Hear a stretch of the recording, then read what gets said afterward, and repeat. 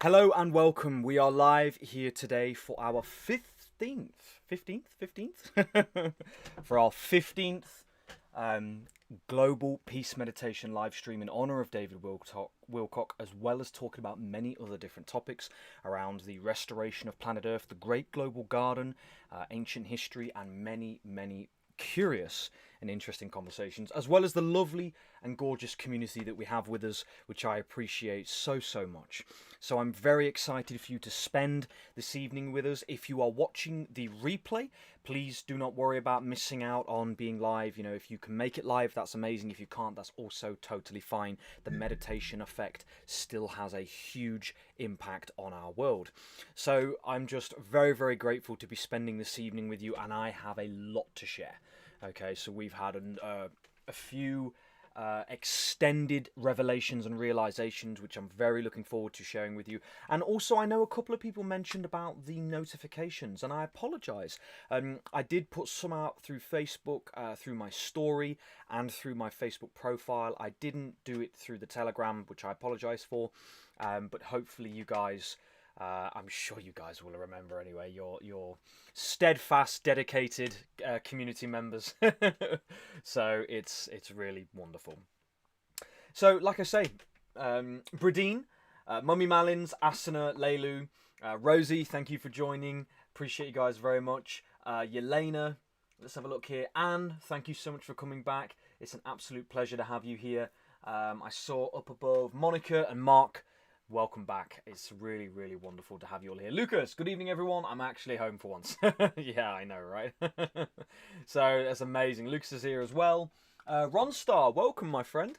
Thank you so much for tuning in. Absolute pleasure to have you here. So if anybody is new, or if you're watching the replay, don't forget we do our normal introduction. We have a bit of a chat with each other, you know, sort of engage with what's been happening through the week, and then we go through our slides, which explains exactly what we're going to be doing in tonight's live stream. Okay, so we go through the meditations, the topics that we're going to be discussing, and then we get pretty much stuck straight in. So, Deborah, hi to all in the room. Hello, brother. Ah, bless you, Deborah. Thank you for being here. So let me know, guys, how has your week been? What have you been up to? Has anything in particular happened for you? Tree Dog, welcome. Absolute pleasure to have you here. Thank you so much for tuning in. So we had a really powerful week. We finished our theatrical performing at Harlech, so that is done for the year. We have a final weekend at the end of August where we do Saturday and Sunday, so yikes. You might have a zombie for one of those weekends out of me. So, yeah, what an incredible week that we've had. Extremely powerful, you know, on both sides of the equation.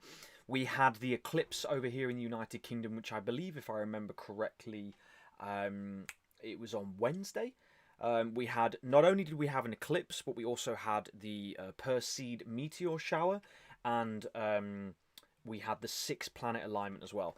Now, I do have a very embarrassing thing to confess, but as an absolute silly sausage, I was looking at the eclipse, not directly, but I've burned the center of my visual range, so I'm currently healing that, which is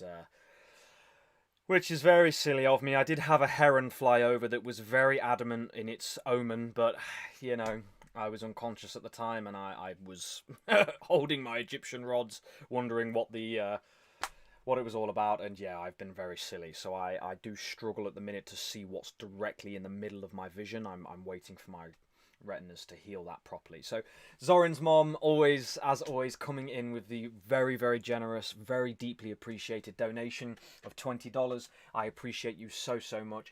Zoran says, I just attended a lovely healing meditation for Colombia and other places affected by earthquakes. That's absolutely fantastic, Zoran. Well, I was a little bit slack in my upkeep of the meditations last week. There were a few topics that we wanted to go through that we didn't manage to, so we'll definitely look at doing that today. So Zoran, as always, I appreciate you so deeply. Thank you for being so generous every week, coming in with that donation. It's very kind of you. Lenny says, dude, speedy recovery. I appreciate that, my friend. I know what people say about it, but I do know my eyes will recover. You know, apparently it can take up to a month. I do have some eye supplements that I got forward, and I've been eating raw carrots. So let's hope. But it is, if you see me kind of looking side to side, it's because I literally can't almost see directly what's being said. It's very, very upsetting. But like I say, it will heal. Busy. The Lionsgate opened up a lot for me. Colombia's been hit with an EF1 tornado. Some parts of the city have some major damage. We lost power for most of the day, but no other issues. Oh wow, that's really something, isn't it? Yeah. Well, very, very. We will certainly include that into our meditation today. I'll look at writing that down right now. Let me just write that down. Sorry. Make sure. Yeah, that's very important that we bring that into what we're doing. Brizzy, welcome Brizzy. Thank you so much for tuning in. And as Rosie said above, yeah, it was absolutely wonderful. Rosie and her Papa Michael, as you've heard me talk about a lot, they came down to watch Lucas and I perform. It was really, really nice. Went for a pizza afterwards. So yeah, thank you Rosie. That was a lovely day. Nice way to end things as well. Yeah, we did some nice performing, got some really big crowds, and as Lucas will show you, we got this. It's absolutely amazing. So we got this extremely cute, extremely well appreciated drawing from this absolute sweetheart of a little girl. This is Belly Mao. It's shown in the very cute, very gentle, very soft way that it should be. So Belly Mao is a very...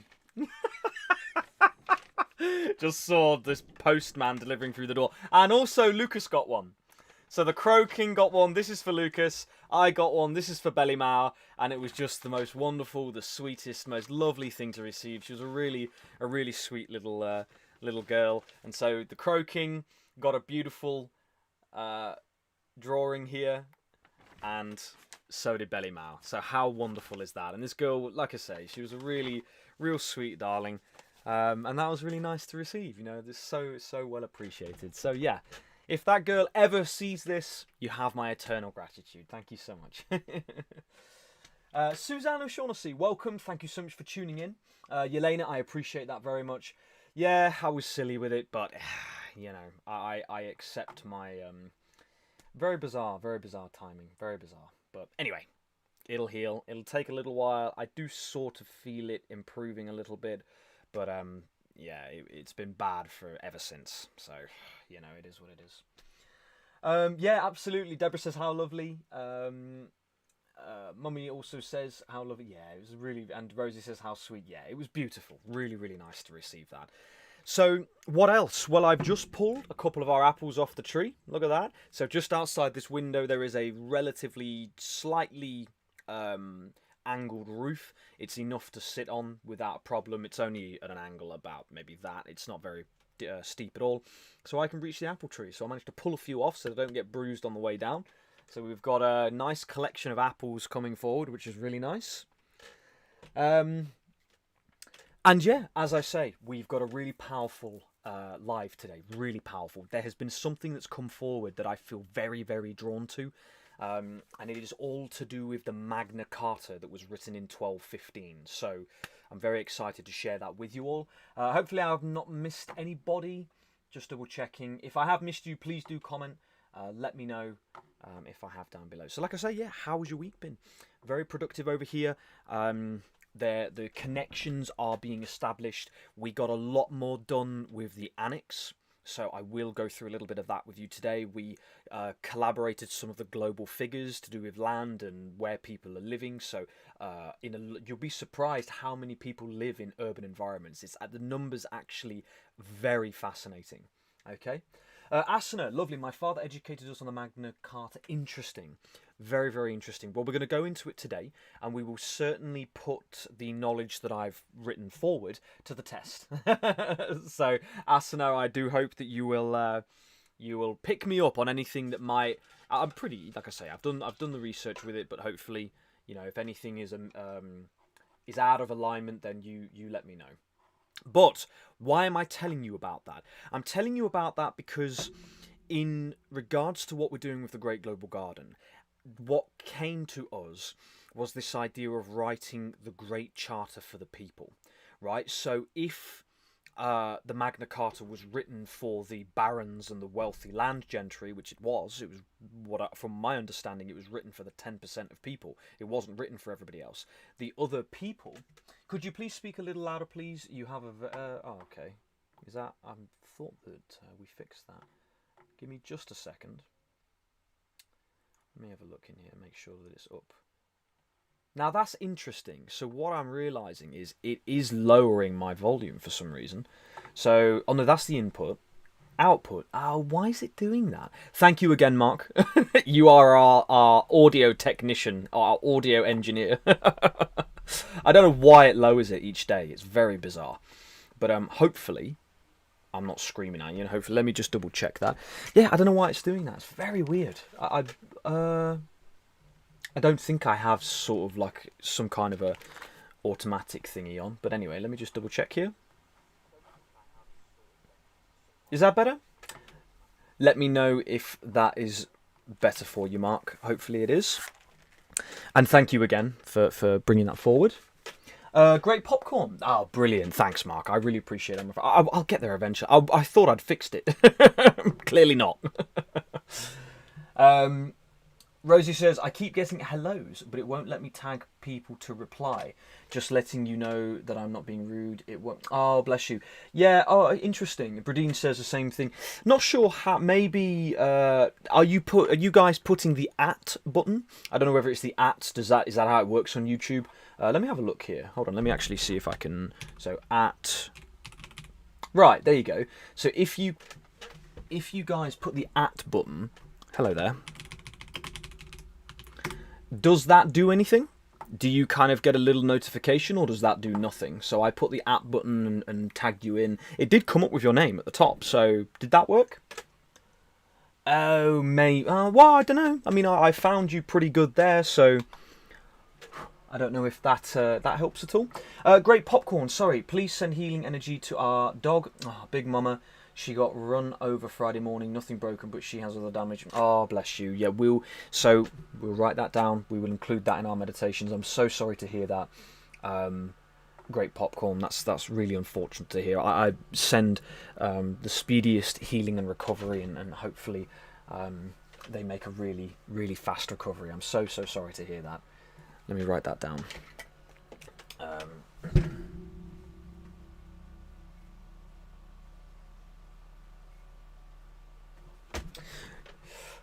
Yeah, it's always really unfortunate. We had a greyhound once, and I was running with her, and she ran into the metal pole of a mailbox, and it really hurt her. But she did heal. She healed well. So, like I say, no doubt that'll be the same. So we'll put that in tension. Absolutely.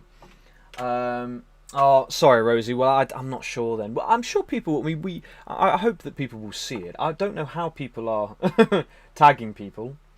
Assen says Magna Carta never. That's all right. That's okay. Brother James, did you burn your retinas from the eclipse? Yes, I did. I have eclipse glasses. I would have sent them to you, but yeah, I know. No, I did. I for whatever reason, my innocent childhood self didn't think, even though I got told by 2 people don't look into it, but I did anyway, so it's my own fault. It will recover. I know it will, because it's not that bad. I didn't look directly, I wasn't that silly. I was kind of looking side to side, but yeah, it was very stupid. So lesson learned. If anybody ever tells you don't look into the eclipse, which is pretty much most human beings on Earth, then definitely don't look into the eclipse, alright? I can confirm that for you. I've done the experimentation, it ain't good. Bradeen says, I'm thinking it could be my old friend. Oh, I hear you. Yeah. Gail, welcome, Gail. Thank you so much for coming back and tuning in with us. I appreciate it very, very much. Yeah, so, guys, I thought that the notification issue last time was because of the live. I did, although it was today that I did it. So, again, Suzanne O'Shaughnessy, thank you so much for collaring me on setting up the live. So, Monday morning, I will seek to set up the schedule the live for next Sunday a lot quicker. I get distracted with the pages because I'm so in that at the minute. So yeah. Roses, as a child, I used to stare at the sun until it turned into a silver ball. Yeah, well, clearly what they say with the eclipse is right, because I have done that a lot. I've done that a lot at different times in the day, but this one just, it did not do me any good at all. Blah, I didn't get the notification. Oh, wow, why is that happening? Okay, what I'll do, yeah, I appreciate that, Suzanne. I really, really do. So what I'll do, guys, I will just redo a whole new scheduled live. I'll try to let you all know. Have a look by Tuesday, and you should be able to click get notified. Maybe that's what happened, because I didn't redo it until after the live. Maybe I don't know what's happened. So I'll fix that. I will fix that. Again, apologies, guys, for that situation. A few people have got that. I have put it out on social media, but I know not everyone will see it. So anyway, we'll see. We'll see. Give me just 2 seconds. I'm just gonna come up to here. There we go. So right then, let's get into things, shall we? So today, let me just come over to here. Today I have something interesting. So we've got something a little bit different. Today we're going to be going through season 1 of David's wisdom teachings. Right? What do you guys think to that? Do you like that idea? Is that something that's interesting to you? So we're going to go through season 1 of David's wisdom teachings, then we're going to dive into the Magna Carta, and then we will also finish on the 7 pages and the annex that we have, because I want to show you some of the new work that started happening. It's really unfortunate. Why is that? I mean, can I... So guys, when you get a notification for me going live, does it send it to you on YouTube? Well, I'm in the US and I don't get notifications until the evening, hours after, just FYI. Interesting. Curious. Well, let me know how it normally pops up for you. Is it like a notification on the top of your phone? If so, then I will have to go in and try to fix that. Tree Dog says I get notified. Is that's still happening now, is it? Sun gazing can only be done when the sun is closer to the horizon. The planet's atmosphere is, I think it's at that point, and yeah. Well, look, it was close enough to the horizon, but because we live in mountains, the horizon was the mountain, not the actual horizon. So, anyway, it's done now, so I've got to trust my body to do what it does best. Right then, guys, so let's come over here. I need to fix that a second, so let's just do screen. Sometimes I have to do this, I have to restart the capture. There we go. And then let's go into present.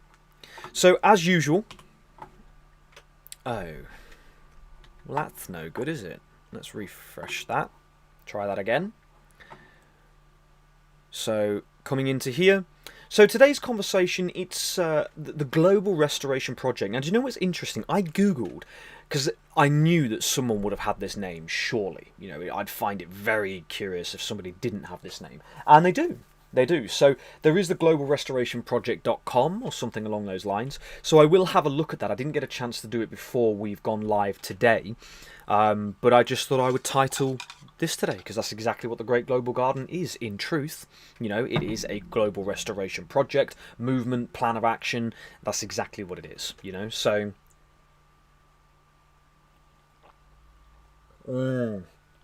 I apologise. Yeah... You're right, Deborah, but I definitely need to fix that, because it is a lot better, a lot more relaxing for people to know that they are going to get notifications. So let me try and fix that.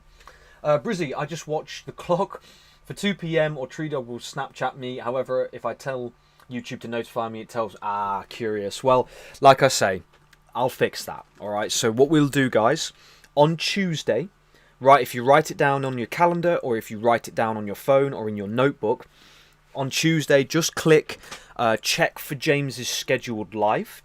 Okay, so if you go on my YouTube channel, you go to the live sections, it will be there. And either there'll be a new get notified button, or hopefully it will fix it. I thought it would have done this week because I just reused the same settings. But I will fix that, and if you click get notified, again, it should show you. But again, if you're subscribed, I mean... I think the other thing maybe is to subscribe and click the bell notification. Maybe that will tell you, but we'll fix that for sure. Betty, interesting. Hi, Betty. Oh, Brazil. I am better. I healed from COVID, but I've still had a heat wave. Oh, no way. Well, yeah, it's been very hot. I mean, obviously the UK is struggling with water at the minute. It's going through quite a bit. Bradine says, I actually end up here because I remember and take this. Oh, bless you. Well, I know everyone does it, but still, it's it's powerful to get people. Right, I've been subscribed. Yeah, absolutely. Well, look, hopefully, again, those notifications will start coming through. All right then, guys. So today's topic, the Global Restoration Project, it is the same as we are that we have been talking about as our usual premise. As always, appreciate David very much for everything he's been doing. I've been enjoying watching season 1 of Wisdom Teachings. It's been very, very interesting to watch it over again. So we are going to go through at least 2 and a bit episodes today. Again, I've got done what I could. So yeah. And this is our 16th live stream. I hope I said that right before. So we've done 15 previous live streams. So I've had to actually, one day, I might have to actually make a second page at this point. I kind of don't want to let go of not showing the old ones. I might just have to make 3 columns and just keep going until we've we've got -1 font size. And but yeah, this is our 16th live stream, which I find absolutely phenomenal. I absolutely love that you guys have come back to be with us on this incredible journey that we're doing. So give me 1 second. I'm just going to swap this over. Keeps me in the flow state. Not that I need it, but I just do very much like it. Let me just scroll down. Excuse me. There we go. So, 16th live stream today. Very, very powerful.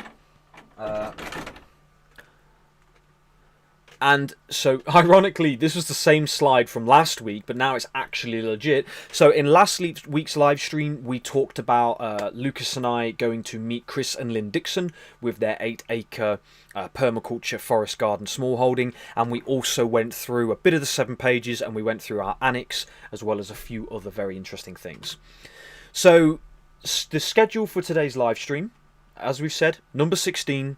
Today we will be going through season 1 of David's Wisdom Teachings. We will be exploring the Magna Carta and the Charter of the Forest, and how we could write the Great Charter of the People. We will be going back over some new material for the annex page, as well as the 7 pages themselves. We have just mentioned all this.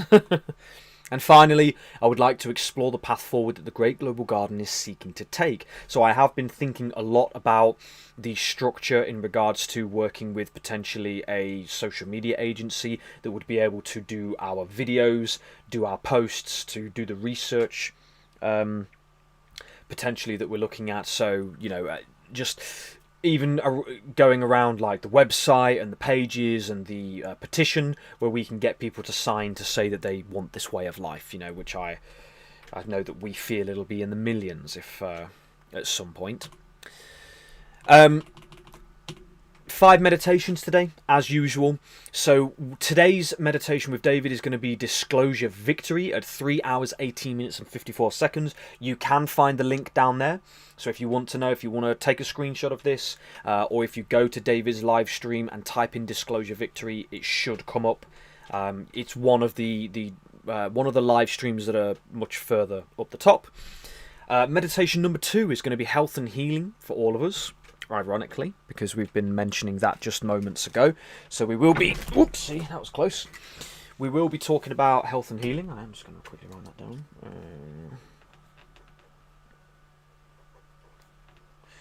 Healing. And then meditation number 4, of our sort of separate ones, is going to be Appropriate Rain and the Restoration of Nature. Because obviously here in the United Kingdom, we are pretty desperate for some water. Okay, so... I do feel that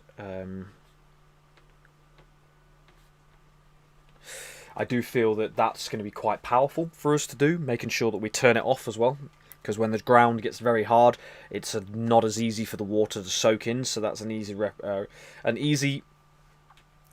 recipe for floods, which we don't want either. So obviously number 3 will be the I Am With You prayer. Again, hopefully, I know that you guys are okay with that, so we'll do our I am with you prayer, and then of course at the end we will finish with David in the same way.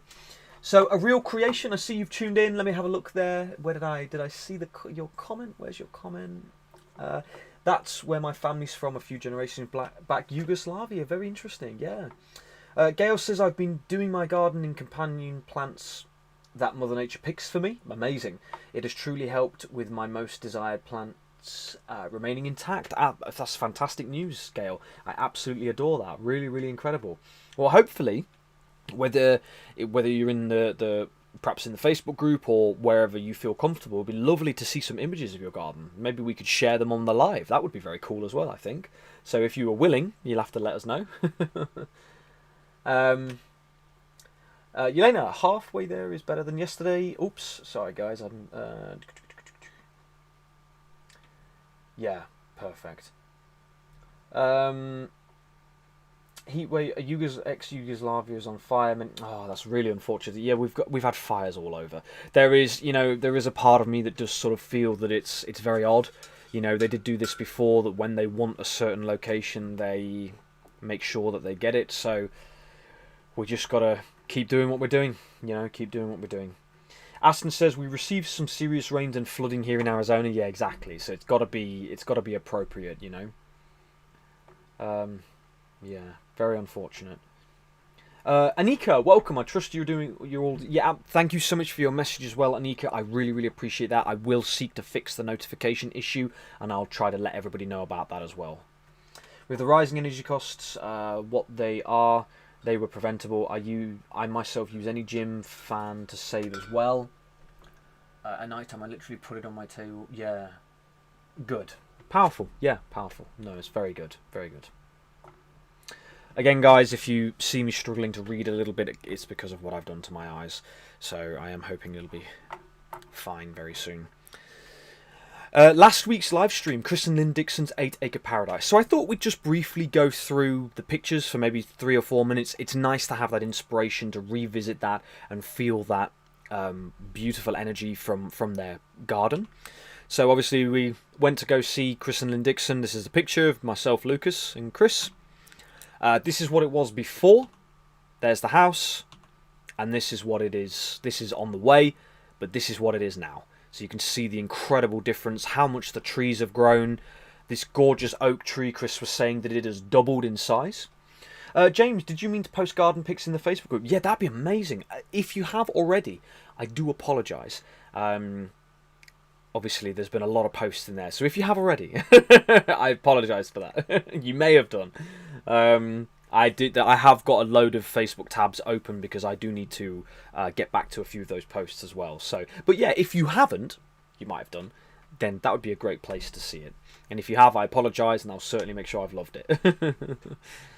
So, yeah, they've got gorgeous apples growing, you know, wonderful abundance, different varieties. Polytunnel with different vegetables growing around, different trees in the background. This was all planted with by Chris and Lynn. You know, obviously the weather conditions are making it a bit difficult. He's having to choose what he waters, so that's a bit tricky. Potato seed, that was a big conversation last week. So that was really amazing to see. Very interesting. Taking a little while to load today, isn't it? We all good? There we go. Vegetable patches covered with bracken. Very, very interesting. Oh, come on. There we go. Comfrey. So there's comfrey here, which he uses for a liquid fertilizer, which is really amazing to see. I believe this was a currant bush. So there was a currant bush here, which was, I think, doing all right. Not that great. Little greenhouse there with some tomatoes in. Again, there's another view from it. So you can just see the lush greenery, the vegetation, the layers that he has there, that they have there, which is incredible. Some onions. Another angle there. Really nice picture. That I like that one because it's a bit taken a bit further back. So really lovely picture.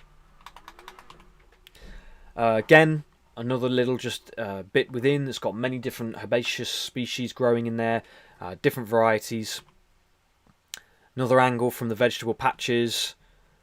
This angle is potatoes. Yeah, there's potatoes here and other things that are growing. I know he's growing kale as well. Beans, broad beans. So yeah, just really, really... Yes, I'd never seen the potato seed. Yeah, absolutely. It's so interesting. So many of us hadn't. Really exciting to go through that. Different berries here. So it's beautiful. You know, it's a really, really, really beautiful place. Really beautiful. This was the coppice wood. So again, you can see it looks very natural, but this is a resource. You know, this is a wood resource, potentially poles and other things. Absolutely, Rosie. Well, this is so obviously I wanted your father to come as well, to come and visit and see, but you know, with the respecting them both, maybe at some point, you know, maybe we can all go. Have to have a chat with Chris at some point, so that'd be nice to figure out. Mummy Malins says, amazing work that Chris and Lynn have done, and the fruits of their hard labour. Absolutely. And Jackknife, welcome. Just jumped in late to the show. That's no worries, my friend. Love that massively. We're just going over last week, so we're just recapping the visitation to Chris and Lynn's garden. So you know, you're not missing out on anything new this week yet.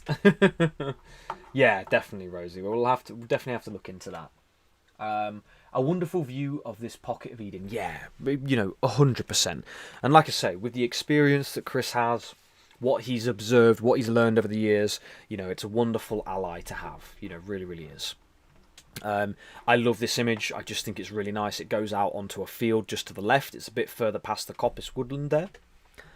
Again, some blackberries over there. And that's it. So, right, what I would like to do, as I've said, I would like to go through some of David's wisdom teachings, because I think that it still applies to everything that we're doing with the Great Global Garden, everything that we're doing with Planet Earth. You know, there was a lot of really interesting things within Season 1 of Wisdom Teachings, all to do with the nature of who and what we are, the universe being alive, and I just think that, you know, it's a powerful thing to explore. So, if you're okay with it, we're going to spend a little bit of time going through that topic. So this was Season 1, Episode 1, Introduction to the Source Field, which was, you know, David's body of work. That's what he called all that is. It's what he called the universe. It's what he called the place that we live in. He called it the Source Field. So from his understanding, space, time, energy, matter, and biology is made by a universal consciousness, a living universe. This was his understanding, is that our universe is alive, time is alive, space is alive, matter is alive, biology is alive. It has the capacity for intelligent thought. Okay, now it's an interesting concept, because when you think of the idea of thoughts, right, sometimes we could palm this off of, what are we talking about here? You know, we're getting into some really far out there stuff. But when we look at quantum science, when we look at the nature of reality, when we look at what people experience themselves, you know, when they pass over and they come back, you know, so near-death experiences, it's just fascinating to explore the nature of our world. And I think it is important, because if we understand, as David well rightfully said, if we live and exist in a living universe, if we live in a universe that is alive, that thinks, that has substance to it, then it changes the value we assign onto life. You know, it changes the value we assign onto the trees, the value we assign onto ourselves. Because if you understand that you're alive, your mind is alive, your thoughts are alive, your soul inhabits your body, your spirit, right? There is something animating this body, whatever word you want to call it, you know, whether it's your mana, your chi, whatever it is, right? We are animating this physical body, and that's quite a thing, you know. I think a lot of people get very wrapped up in the fact that we're living in physical reality, but they don't always stop to think how insane that is. You know, that I go to sleep at night for whatever reason, I wake up in the morning for whatever reason, you know? So it's just very curious, and obviously this was a lot of what David was very passionate about.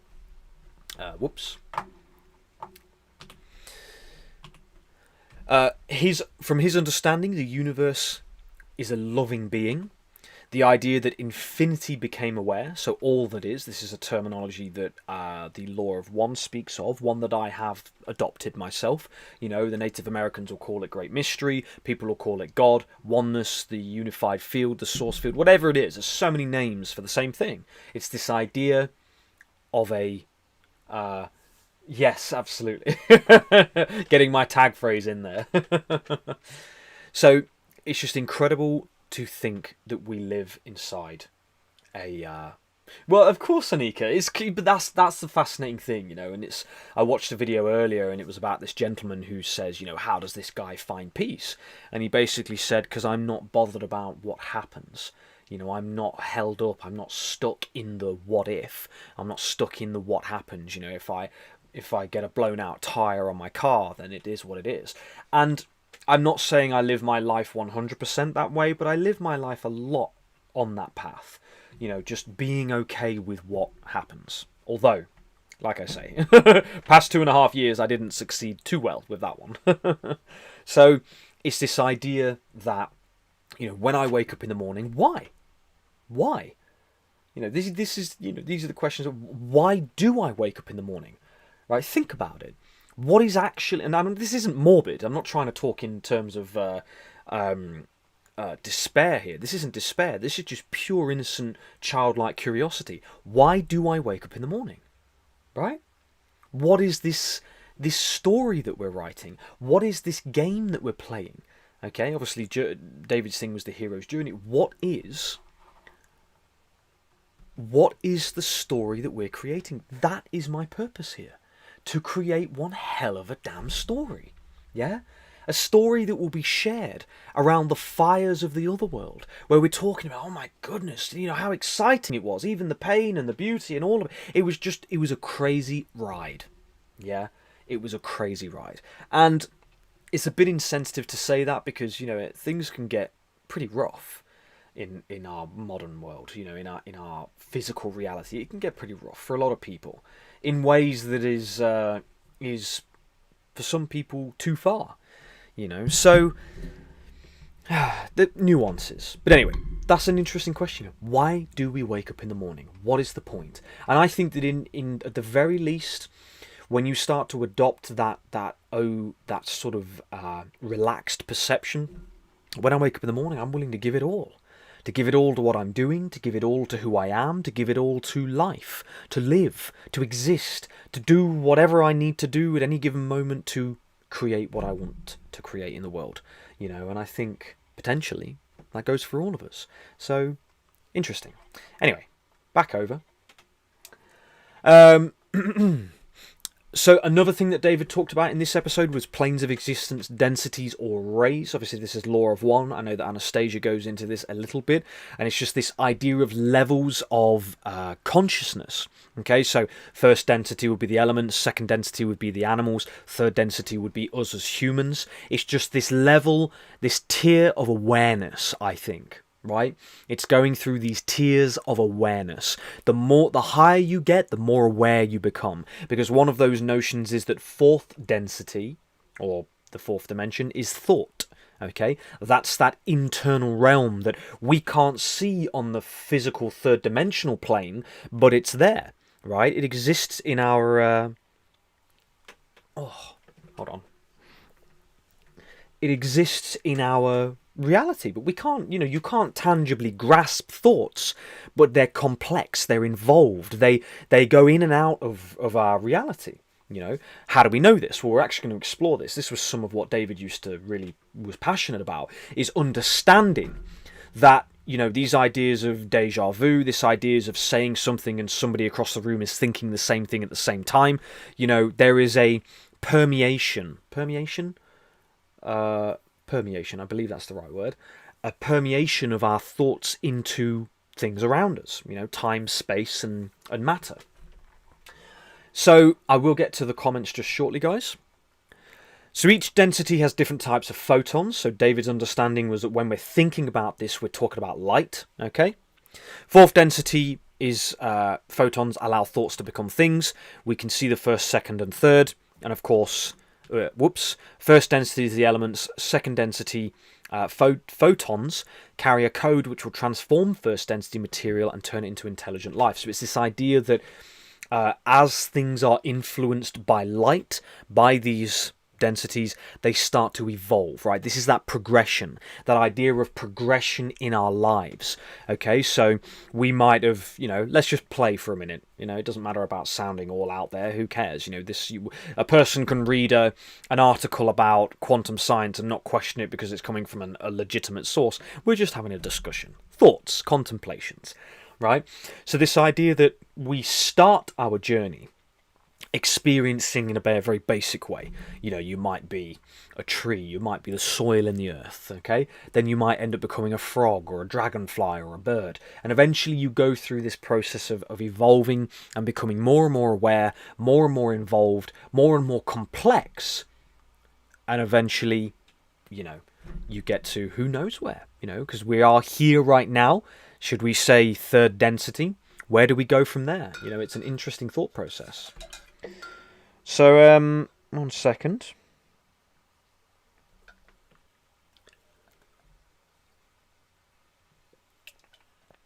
I appreciate that reminder, Bruzzy.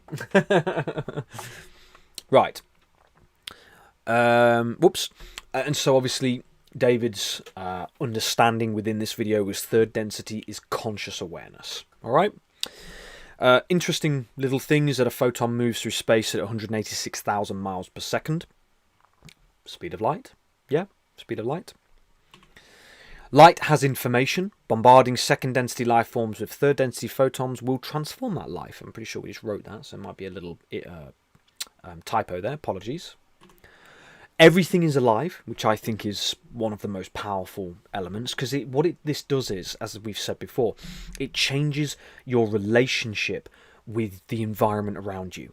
The environment around you, the environment inside you, the environment with other human beings, with other animals, and also the environment within them. Okay, because the more aware we become, the more that we start to progress with our thinking, progress with our empathetic awareness, we start to realize the impact of the true impact of ourselves. And of course, the Russian biophysicist Alexander Chejevsky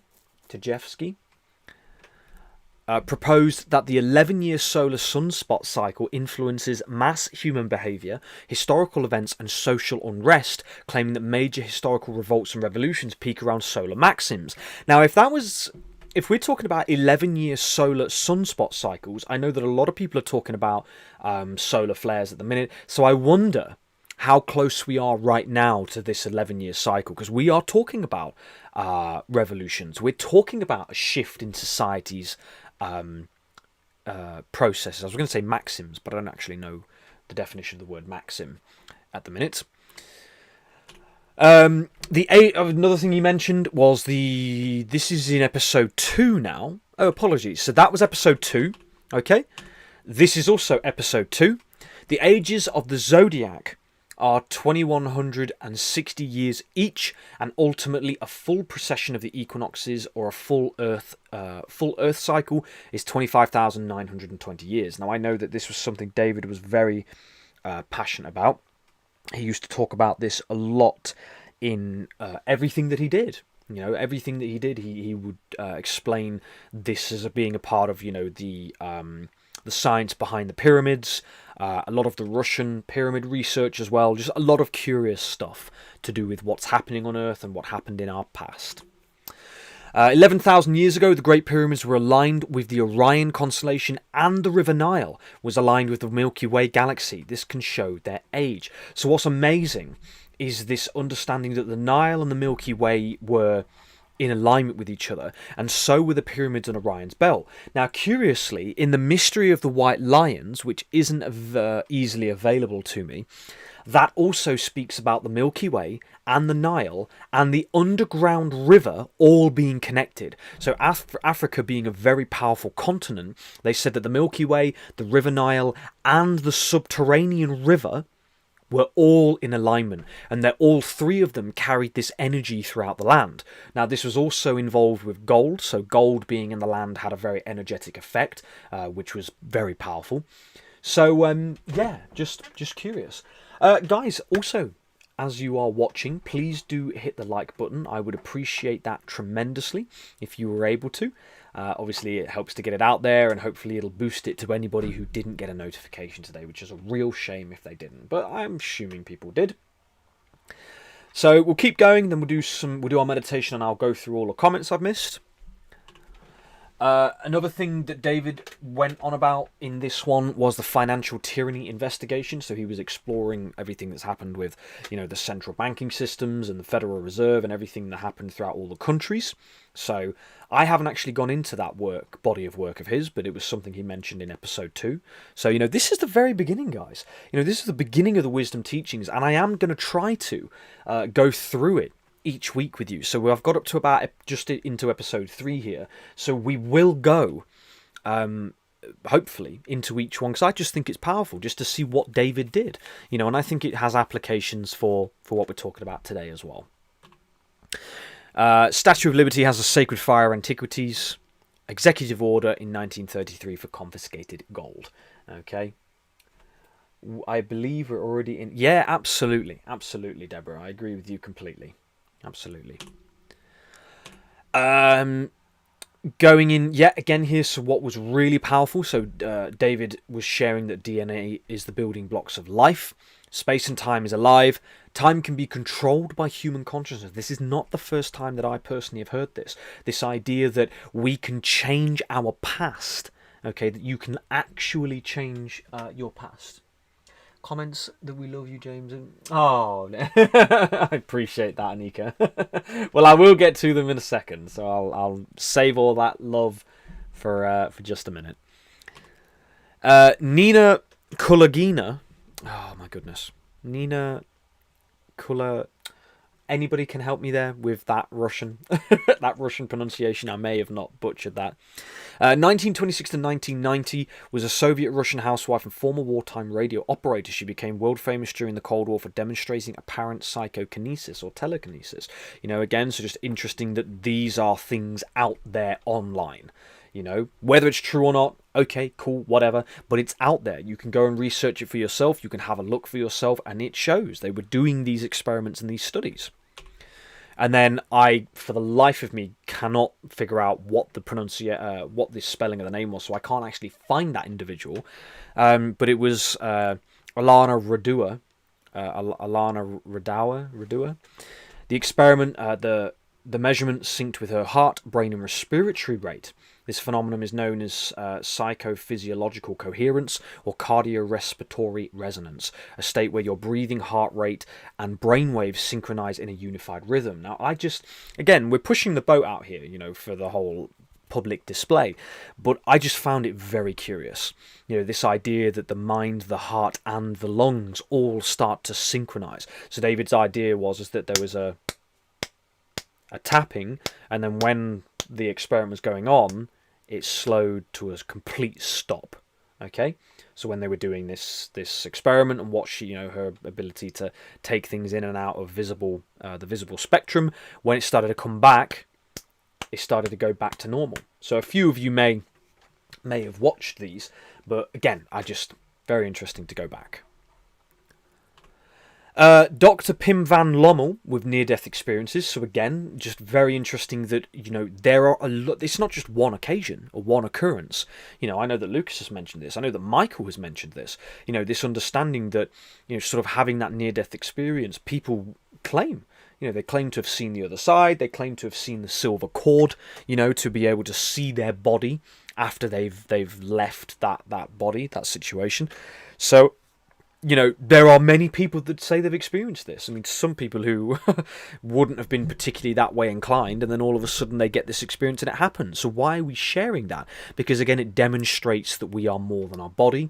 It demonstrates that we are more than what many people may realise.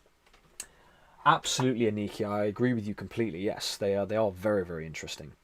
We are late for our meditation, so I will just I'm going to stop there actually, because there is a little bit more to go through. So we're going to stop there, and we're going to start with our first meditation. After that, I'll go through the comments. So if you guys are ready, let's just get ourselves into the headspace.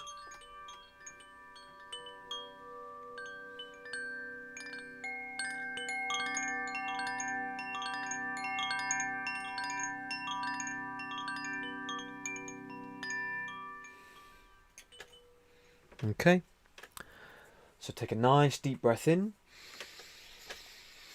and as you breathe out, just relax.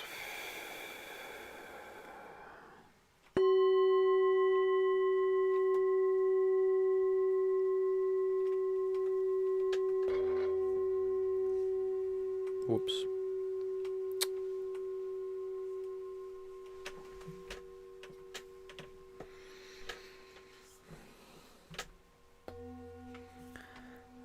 As we say, guys, take a nice deep breath in, and as you breathe out, just relax. Get yourself in a nice headspace. Remember, the Global Peace Meditations, what we do within us, is felt all around the world. It has a very palpable effect. So I'm going to take myself off screen, and Israel, Katie, welcome. Thank you so much for tuning in. We're just about to do our meditation. You've come at the perfect time. So relax, guys, and I'll see you in a moment. Word alien either. So anyway, let's do that right now. Let's have you put both feet flat on the floor. And also, there's narrative battles going on. There's narrative control that's being sought to try to control the narrative, how this is going to go, who's going to say what to whom.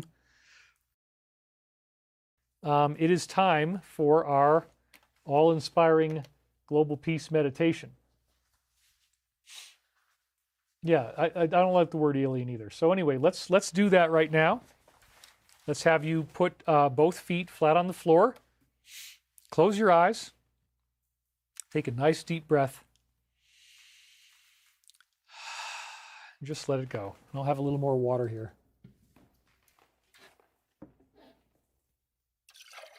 Breathing in peace, breathing in love, breathing in positive energy. Letting ourselves feel at rest, at peace in the universe. We are so grateful that the truth is coming into view. We are so grateful this ascension process is happening now. Living in that love, living in that truth, living in the bounty that is disclosure. And just allow yourself to relax. Allow your mind to wander, following the path of your breath. Let your breaths naturally rise and fall as they want to do. Thank you for the donations, everyone.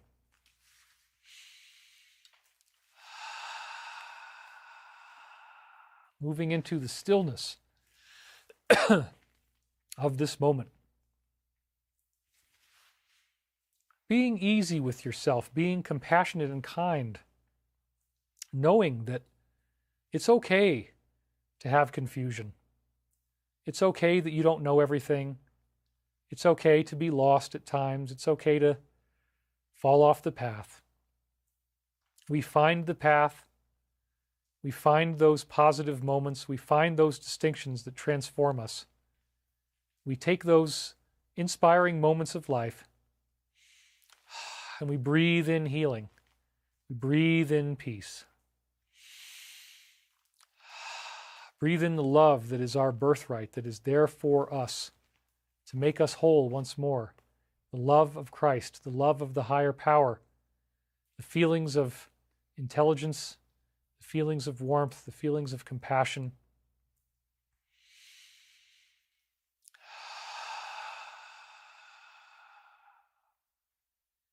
Envisioning multidimensional beings, beings of light, greeting us with their warm smiles, with their loving intentions. reminding us that we are not alone, that we have always been watched over, guided and protected, kept in the palm of the Creator's hand, a loving, infinite universe that has never left us but has been here with us the entire time, making sure that we will be okay, bringing us to a renewed understanding of who we are, what it means to be human, what we are doing here on planet Earth. Where is all of this taking us? How can we become better versions of ourselves? What is involved in our own evolution? How will we grow as we learn more and more about the true nature of reality, who we are, what we are doing here, and where we are going? We have an open mind and an open heart, a spirit of adventure and compassion. We bless all those who are suffering. We bless all those in need of prayer and healing, expanding our minds, expanding our consciousness, taking in what's really going to be happening as we get more and more disclosure. Will we have a galactic family reunion? Will we get to meet these beings? Will they show up for us? Maybe, perhaps, disclosure will give them permission where they can actually do this for us. Maybe for once we will finally know that we are not alone and get to meet our cosmic brothers and sisters, remembering who we are, remembering how beautiful it is to be a part of this everlasting tapestry of space and time. Letting ourselves go deeper now, deeper into the stillness, deeper into the peace, deeper into the silence. Allow your mind to just wander. Allow yourself to feel very, very relaxed, very deeply in tune with this universal harmonic energy, this life wave that gives rise to all of those here on this planet.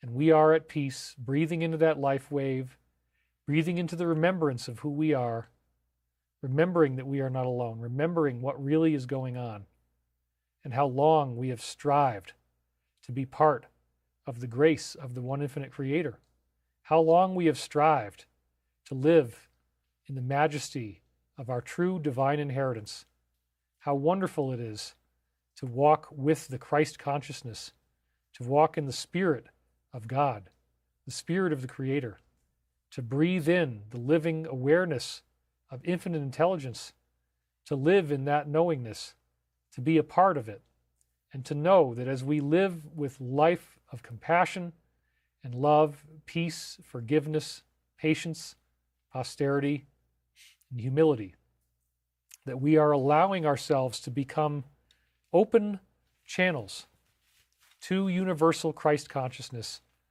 The message of Christ so simple: love one another, be patient in forgiveness, and know that you are one with me. As I do these things, so shall you do them, and greater things. For I go unto my Father, Mother, God. We are so grateful to be here today with each other. We are so grateful to have aligned. If any ads come up, we just hit skip and stay in our meditation. We are thankful for all that we share with one another in this time together. We are thankful for the gifts that have come and the many inheritances that we are still set to receive as the universe brings us closer and closer to a divine alignment.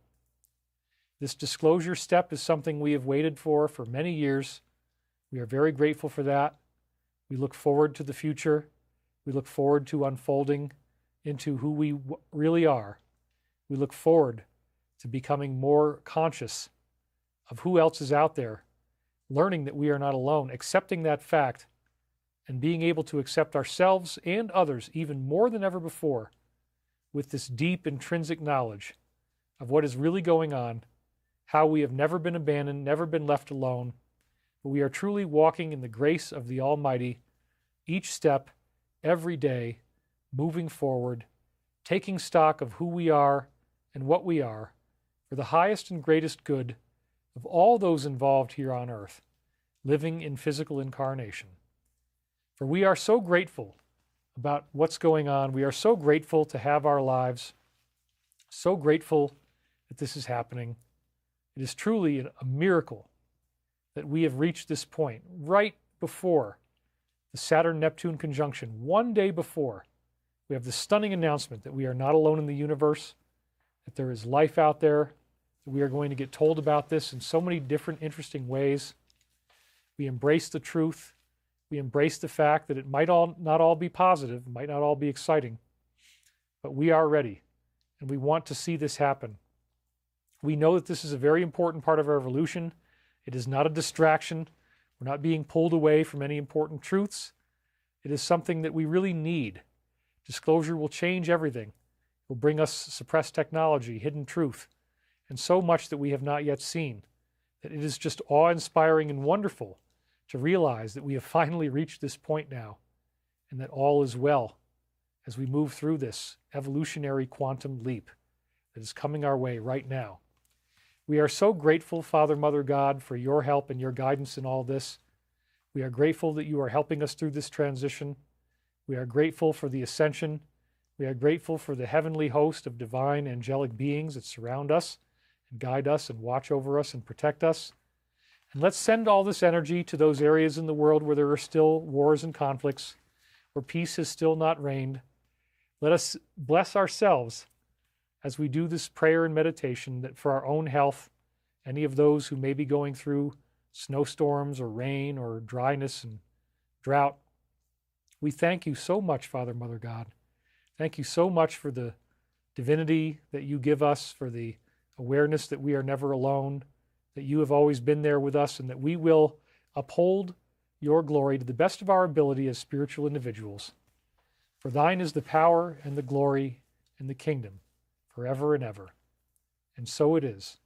We thank you very much, and we are always reminded that we are loved more than we could ever possibly imagine, and that the divinity is ours to share. We revel in it, we embrace it, and we gladly resonate with others who share our perspectives as well. Thank you, Father, Mother, God, and we are very grateful today that you will send this healing to all those who need it, including us and our loved ones, and all those pockets of tension in the world. Let us de-escalate the area around Iran. Let us hope we can get to a peaceful settlement there, some type of a deal. That would be wonderful. We really don't want to see things spiral out of control. And if it does end up going into war, let's pray that it goes as smoothly and quickly as possible, with minimum loss of life. And so it is. Amen. Thank you, Father, Mother, God. All right. We are back. Let's wiggle your fingers.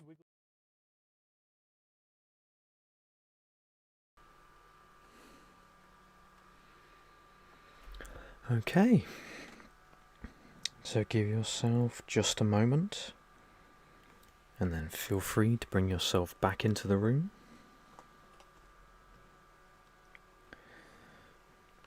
So bring yourself back. Remember that if we share one thing that we're grateful for, one thing that maybe came to us, and as usual, very grateful to David. That was a longer one than usual, but very, very, very powerful. So yes, guys, please do feel free. Pop one comment down below for one thing that you're grateful for. And Divine Healing, welcome. Thank you so much for tuning in. Appreciate you very, very much. Thank you for being here. Let's have a look here. Again, guys, sorry if I'm really looking at the comments. I can barely see them. Zoichka, so much disclosure has happened since David's passing. He would have had a lot of fun in packing it. He absolutely would. He really, really would. I agree with you completely. Zoichka, welcome. Enlightenment 101, welcome. Thank you for being here. Israel, thank you for tuning in. Appreciate you very much. I am in the middle of New Mexico desert and have heard that the rivers are all dying up here. I feel sort of pressure to get moving on my forest garden. Well, this is the thing. So the powerful thing is that we're working on it. It's going to take a while though. So there are things you can do. There is Dave, Jack, and Eric Tonsmia's edible forest gardening books. That could be a great place to start. If you have a bit of land, do you have a bit of land, Israel? Please do let me know. Deborah says, our minds can control linear time. 13 years, my friend and I did a psychic fair in Mount Clemens, Michigan. We had a 4-hour drive from there back to Columbus. My friend was doing the driving. Very interesting. Very, very interesting. She was very tired from a long day doing readings. She asked me if I could help us out with getting back quicker. I closed my eyes and asked if the command, and he showed me a road map of the town, Rosedale, Columbus, point A. Fascinating, yeah, very interesting. Well, there you go. That's a good example there. Very, very good example. Israel says, I will have to ask my daughter to help me set up a Facebook account. We'll be able to speak to you. Yeah, absolutely. That would be lovely. Israel says, I've started on my forest garden. Oh, I see. But I feel a little bit intimidated by the process. I have tried to reach you through email, but have not been able to get through. I apologise for that. Don't forget, so I'll pop in the comments here. This is my email.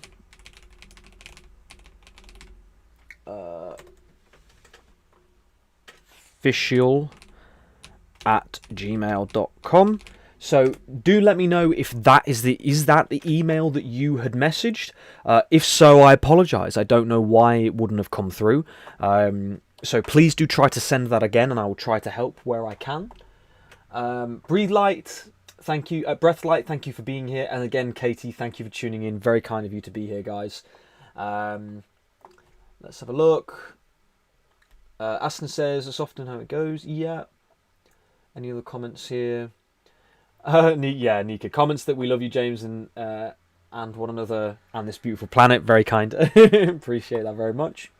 Malins says, we went on holiday to Egypt back in 2006. It was magical and mystical. It was indeed. Yes, it was a very beautiful experience. Tammy, welcome. I sent you an email also, but it was on your website a while ago. I apologise, Tammy. I will check that. This is the thing when there's 9 different locations. It's very hard to keep up with them all. My website also, it has gone down because I couldn't afford to pay for it. So I might have missed it that way too. So I do apologise for that. I'll certainly try to find that. Suzanne says, I also tried to email, but it didn't go. I have no idea. Is that the James Malins official at Gmail? Is that the email you use, guys? Let me know if that is the email you used. If so, I need to double check that. I do want to get James at thegreatglobalgarden.com. I do want that soon. When we've finished the pages and we're ready to build the website, I will try to do that. But yeah, I don't know why that is, Susan. I'll try to look and see if I've missed. I thought I'd replied to everybody who emailed me. I don't know if one of them got lost. I'm not sure. I do apologise though. I don't want anybody to feel like they've not been able to reach me. You know, that's not a good thing. So I'll try to sort out the Great Global Garden email as quick as possible. That should be a lot more consistent. I don't know why it wouldn't have come through though, but very bizarre. Deborah says, believe we're already in it, to what we talked about before. Absolutely. Anika says, we were called to this mission and we must continue to support James and each other. Ah, bless you. That's really kind of you guys. Blah says, took me all day, non-stop bawling. I volunteered, canvassing with shot-ass eyes, crying all over. Overwhelming, profound nature of beauty, folks. So much better than... Oh, yeah. Sorry, I didn't mean to laugh there. I hope that was a positive one. I can't really read it very well, but I agree with you. I agree with you. Oh. Debbie, yes, I agree. I feel so beginning for something. Oh, I appreciate you guys. Yeah. Deborah says, Anika, it's probably what we're all feeling and what you're experiencing. Brother James is carrying on Brother David's work. Anika said... where was that comment? Guys, I'm so grateful to be here today and to be part of this life mission. That's I'm with you, Anika. You know, it's powerful. You know, we've all stumbled across something that's really, really there. You know, and it's all of us. It's not just what we're doing over here. Like, you guys have been a massive part of that process. So we do have a beautiful family here. Absolutely. You know, that's why that emotion is that truth. You know, we've had these conversations over many days, weeks now. Many weeks, you know, it's tangible, it's real. You know, it's not just like we're talking about, like, you know, we're getting contacts from people. Things are happening. You know, it's happening. And I'm getting more and more messages daily by random people who are messaging me on Instagram, commenting on posts on Facebook, Instagram, TikTok, who are saying just thank you so much for what you're doing. Like, I know that it's going to happen. Like, people are there.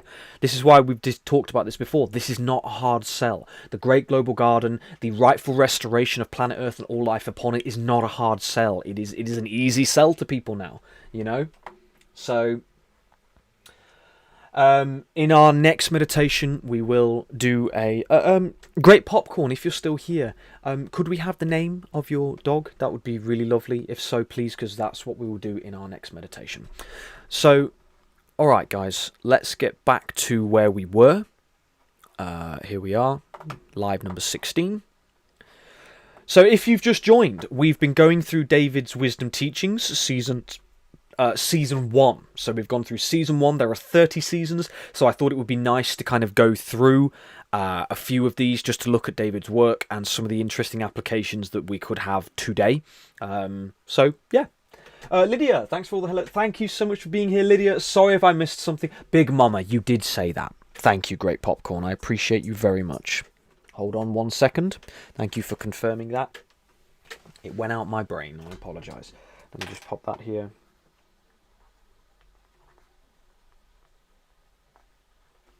Yes. And again, I send my love and healing. Absolutely, of course. Thank you so much for helping me remember. So yeah, Lydia, thank you so much for being here, and I hope I haven't missed any. I think I've got everybody's hello. So right, full monitor. So coming across here, something that I think is absolutely fascinating. So obviously we just talked about Dr. Pim van Lommel with near-death experiences, is what David talked about in episode 2. You can see that title up above the top. We talked. The interesting thing is that you tune. Excuse me. I don't know whether it's the same for modern radios, but David was talking about this fact that you tune a radio by compressing a crystal, which is called piezoelectricity. So when you compress a crystal, it creates that that electric charge, which is fascinating. So all of our click lighters, yeah. So I don't know if it's exactly the same with this one, but I'm assuming that it is. Hold on a second. This is what I use for my sage and all that stuff. So that click is clicking onto a crystal. Okay, so what we see here with these lighters here and a lot of the, specifically the kitchen lighters, I think this is it's the same with these. If it's not, then I know for a fact that it was with the kitchen lighters. Nice to hear your pleasant voice. Ah, bless you, Lydia. That's very kind of you to say. Sorry, my music turned to rain then, and I thought a thunderstorm had just come out of nowhere. So when you hear this clicking, yeah, that's the crystal compressing, and it sends that electric current. So it would be lovely. You know the other way of doing this? I don't have them available. They're over there. But if you actually get quartz crystals, and I've done this myself, and it's incredible, and you roll them together in a dark room, light comes off of it. Has anybody ever done that? Please let me know in the comments. I'd love to know. But has anybody ever done that? If you have 2 quartz crystals in pitch black and you rub them together, you get sparks of light coming off from the bottom, and that is piezoelectricity. Okay, so fascinating little science thing for you, which is very, very cool, I think.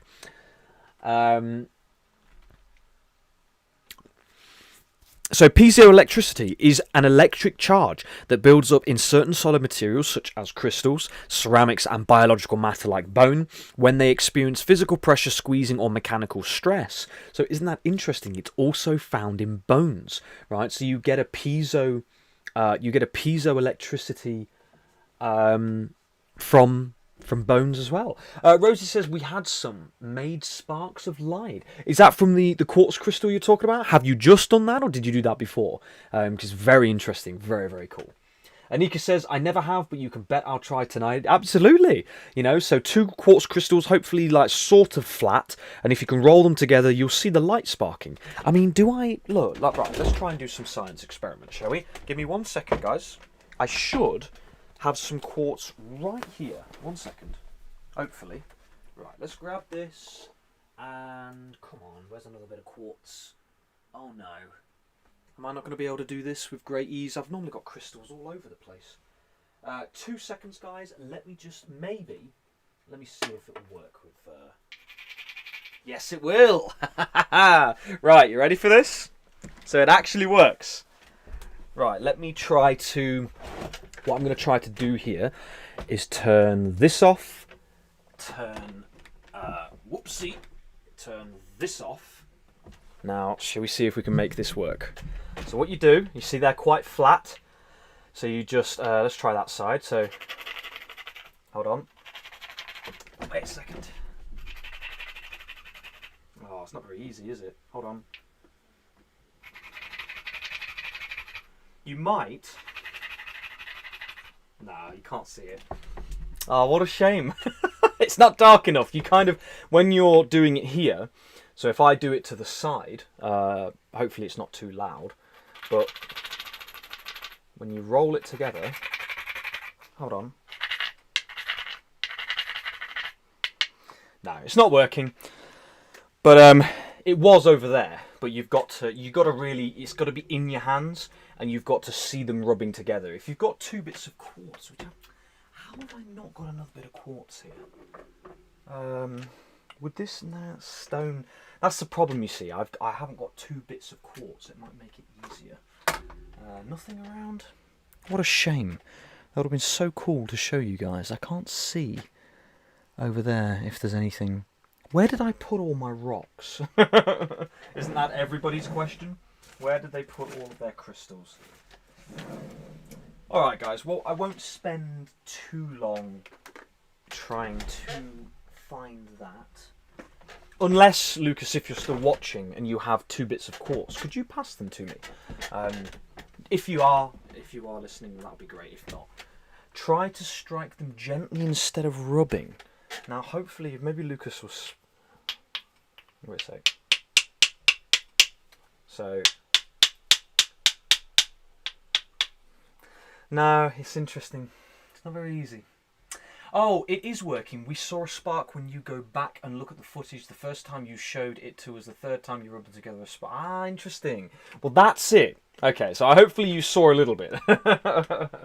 Hopefully you saw a little bit. So that is piezoelectricity in action. Yeah, very interesting. Brizzy says, being a part of Dig Main Gems, I have so many rocks now. Well, you have a lot of experimenting to do, which is very cool. Criseo, welcome. Thank you so much for tuning in. Of course, I just read your comment. How silly of me. But anyway, thank you so much for tuning in. Rosie said tried to strike them. Not sure. Oh, well, not dark enough. Yeah. Well, next time. Next time. Maybe, like I say, if... Lucas? I don't know. Maybe he's gone to sleep. I'm not sure. Anyway, let's move on. So maybe we'll have... I'll get that prepared for next week. So there's piezoelectricity. The other one is piezoluminescence, is the emission of light from certain solids like specific piezoelectric crystals or polymers when mechanical pressure or stress is applied to them. It is a direct subcategory of mechanoluminescence, where energy from compression turns directly into optical radiation via electronic recombination processes. What that last bit means, I have absolutely no idea. Eating chocolate frenzy. Where's my chocolate? How dare you eat chocolate without me? No, I'm joking. Joking. Oh, okay, guys. So you did see a little spark. Well, like I say, Lucas, if you are there and you have another piece of quartz that you don't mind me rubbing, could you bring it up and we'll try one more time, because I think 2 bits of quartz will make it a bit easier. But anyway, so that's piezoluminescence. And then piezochromatism. Now, this was interesting. I couldn't find the experiment, but obviously in episode 2, David talked about this, and he said that they did experiments with dimethyltryptamine, creating it out of an actual crystal form. So they were able to make crystal sheets of dimethyltryptamine, and when they struck it with a hammer, they had this piezochromatism effect spark off. So every time you hit it, a different colour would emanate from this material. So I haven't been able to actually find that. It would be incredible to find a video of that in action. But like I say, I couldn't... Oh, perfect. That's not quartz. That's chalky. Thanks, Lucas. I just had food delivery. Piece of chalky. So anyway. Perfect. Yeah, okay, let's try it. All right, look, let's try one more time with 2 bits of quartz. I'll try to turn down the mic as well, so I'm not making a horrible rubbing sound. Let's try this one more time. Bit of science.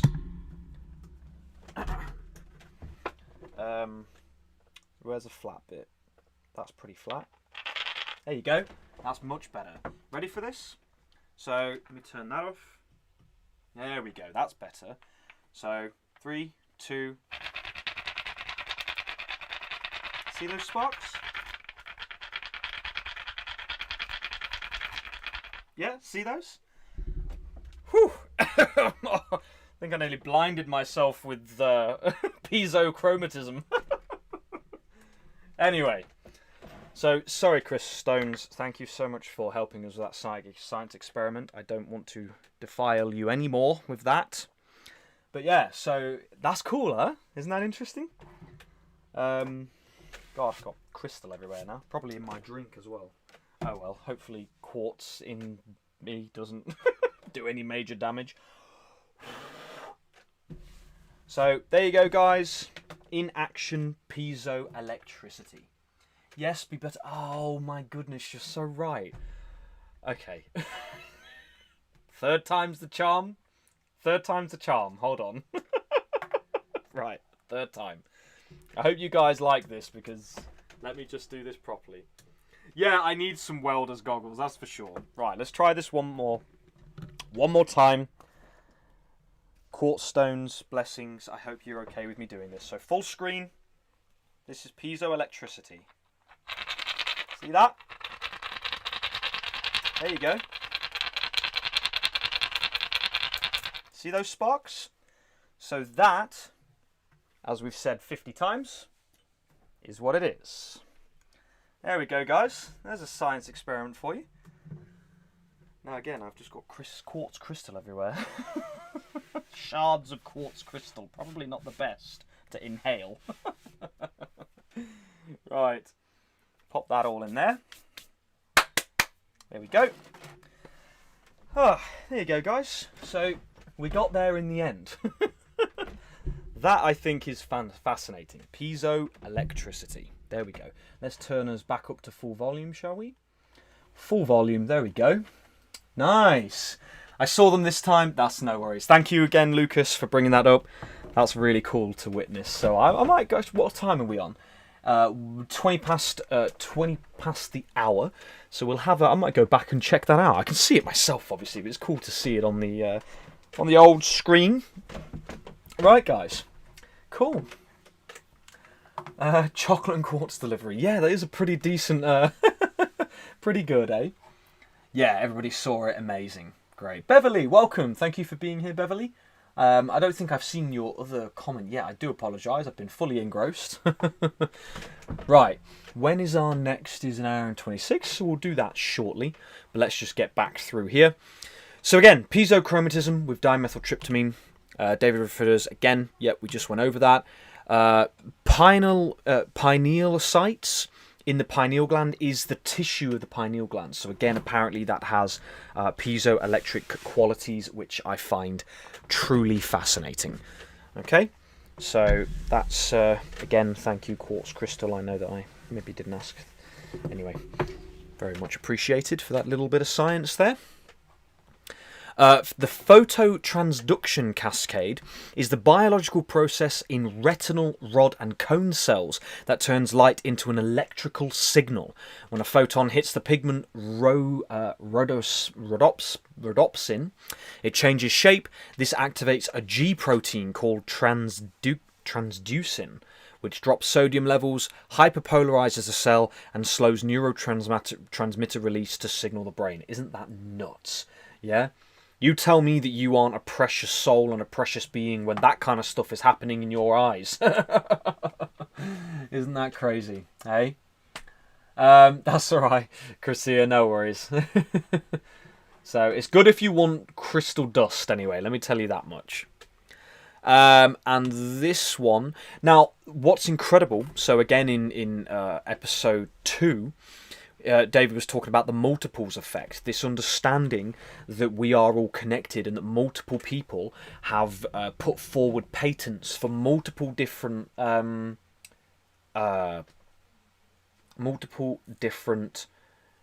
am I trying to say here? Inventions at the same time. So you had 148 examples by 1922. You had calculus, evolution, and decimal fractions. Multiple people say that they all came forward at the same time to say that they discovered this. Oxygen, colour photography and logarithms. Sunspots and conservation of energy. The thermometer had 6 different claims, so 6 different people came forward at the same time to say, I've just discovered a thermometer. You know, crazy, absolutely crazy. The telescope had 9 different claims, so 9 different people came forward within at the exact same time to say that I have discovered the telescope. So again, that it's in the ethers, like it's being picked up by multiple people's minds, and that's what will be happening with the Great Global Garden, by the way.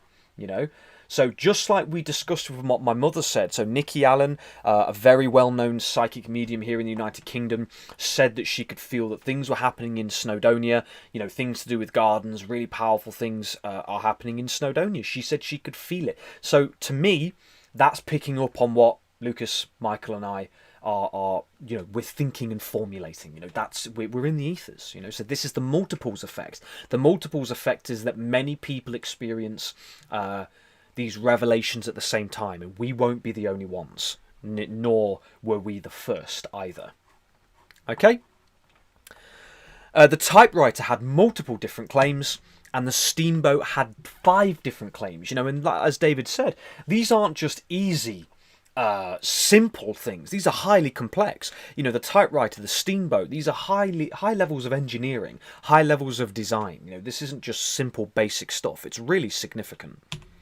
And then, of course, with what we're doing, the meditation effect, what we think and what we feel is having an effect on everything around us. When 7,000 people come together, there is a 72% reduction in violent crime. So they're doing those statistics, you know, through police reports, through different things in different countries. I'm really concerned that there is quartz crystal in this drink, and I really want to drink it. Am I going to die? Am I going to die? Anybody know? I'm certain. Maybe? I don't know. Is there? I'm not getting any piezoelectric qualities, so maybe we're fine. I have no idea.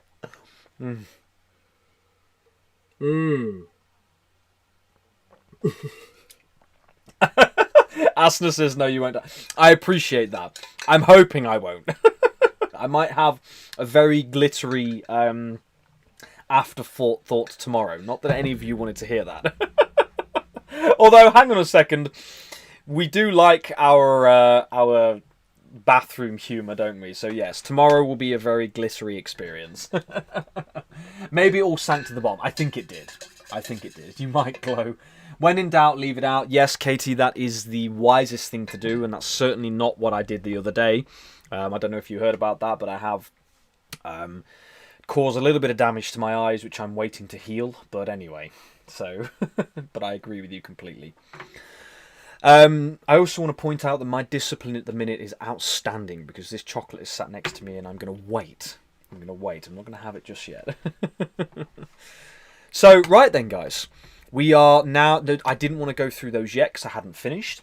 But what we're going to do now is we're going to go into use a fine meshed tea strainer to remove any particles. What an absolutely phenomenal idea. Lucas... if you're watching, could you pass me our matcha strainer and a mug? Please. That would be really kind. I know you've already helped me 3 times. But if you could, that would be really, really helpful. Because that's a really good idea, Gail. A really, really good idea. So, right, guys. Cleansing humour is what we embrace. Absolutely. Okay, so after our next meditation, we are going to go into the Magna Carta and the Charter of the Forest. Okay, so having said that, I did just ask for Lucas's help, so I don't know if he will be... Magna Carta. Thank you, bro. My bad. Whoopsie. I would say I'll fix that, but I won't, because we have about 16 different slides and they all have that, so I'm not going to fix that yet. I'll have to fix it another time. I did put Carter. I spelt it properly in our thingies. Yeah, I agree with you. Absolutely. Absolutely. Right. Okay, then. Well, we'll do our meditation now. So take a nice deep breath in. And as you breathe out, just relax.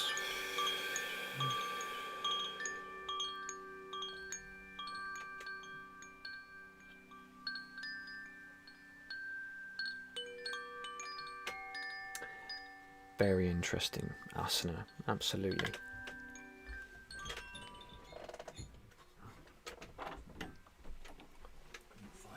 That's okay, thanks, bro.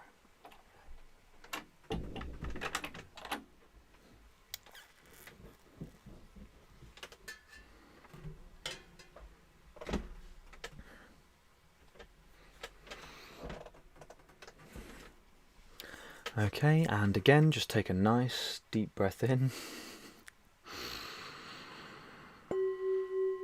And as you breathe out, just relax.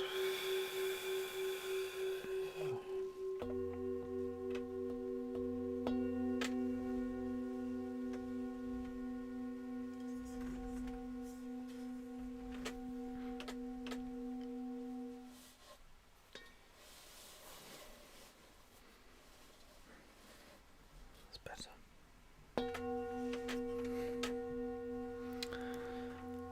Okay, so this meditation, our focus is health and healing. And first of all, I would like to remember that the meditation effect is immensely powerful. What we are doing right here and right now, collectively, is having a very powerful effect on the world and its people, and obviously our loved ones in our community. So, I would like to send love to our dear Big Mama, Great Popcorn's beautiful dog, who had a bit of an accident. So I would like us to connect into our heart space, that love that we have for our animals, that love that we have for wildlife and nature, and for all things that hold that beautiful innocence and love. Sorry, I was getting something through. I'll share in a moment. So move into the heart space and send love to Big Mama, healing anything that needs to be healed, easing any pain, making sure there is a full recovery so that the beauty of life can continue to be experienced with Big Mama and Great Popcorn. Thank you all that is for creating this healing, for allowing us to come together and create this wonderful sensation of love which works miracles and magical things in our world.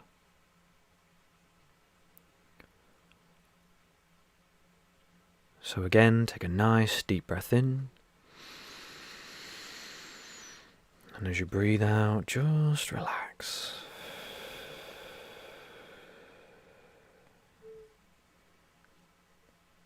Bring yourself into the present moment, into present awareness.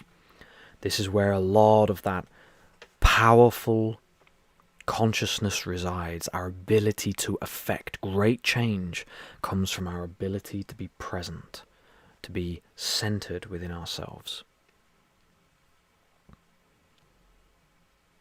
to direct our attention, which is very much, I mean, I'd be curious, fourth and fifth dimensional density. Okay, it's real, it's very palpable. This is our true self, our true nature. So I would like to invite you once again to move into that heart space and see this gorgeous orb of golden light, of love, of compassion, emanating out from your heart space through the environment that you're in,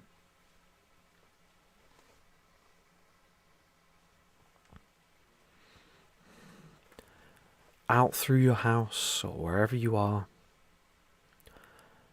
and slowly, slowly emanating further and further through your town or city, all the way through your country. Feel and imagine this expansion within you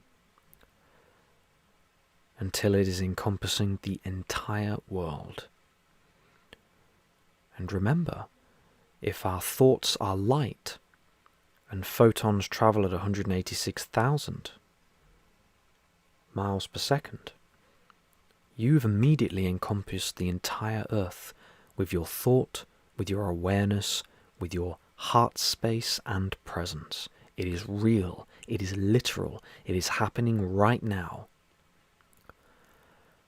So let us take our attention, that watery power, that liquid form, and see health and healing for the people of the earth, our ecosystems, focusing on Colombia and all that has happened over there. See healing for the people, healing for the fires in Yugoslavia, healing for the fires in Wales, healing for the oceans, for the trees, for the rivers, for all the animals and wildlife. Seeing them restored, seeing them flourishing, holding that eternal love which comes from all that is, great mystery, great spirit, oneness, Father, Mother, God. Allowing the world to be cradled in our true perception. Our minds and our hearts are all that is. Our minds and our hearts are the living universe. Our minds and our hearts and our thoughts are the living universe. Our minds and our hearts and our thoughts reach out as far as you can imagine throughout the known universe. Trust that you are a fractal of God, you are a fractal of the universe, you are a fractal of all that is, and a fractal is undiluted in potential. Undiluted in potential.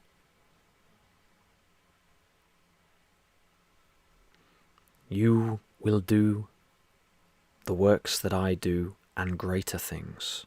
Yes, undiluted in potential. You are a miracle. Your eyes, your heart, your body, your being. Miraculous in all that it is. And you inhabit that. Just wonderful.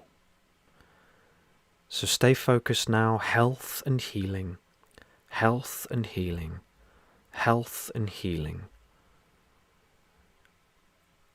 Right now, the power of our attention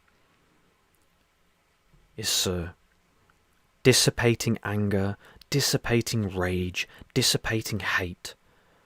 Somebody in the world is feeling love because of us right now. Somebody is putting that weapon down. Somebody is having a change of heart. Somebody is having a change of thinking. All because we are gathered here and now. That is your power, your love, your presence. Just magical. You are just magical. The wind blows and we cannot see it. The apples fall and we don't know why, or can't see it, should I say. The same goes with your thoughts. You can't see where they're going, but they're out there. And you are a beacon of hope and light and love for somebody in our beautiful world. Danacho Wio, it is said, and it is good. Namaste and Amen. Thank you so much, my beautiful friends. Take a moment for yourself now. Just for a few thoughts or a few words, just for you. And we'll be back in just a moment.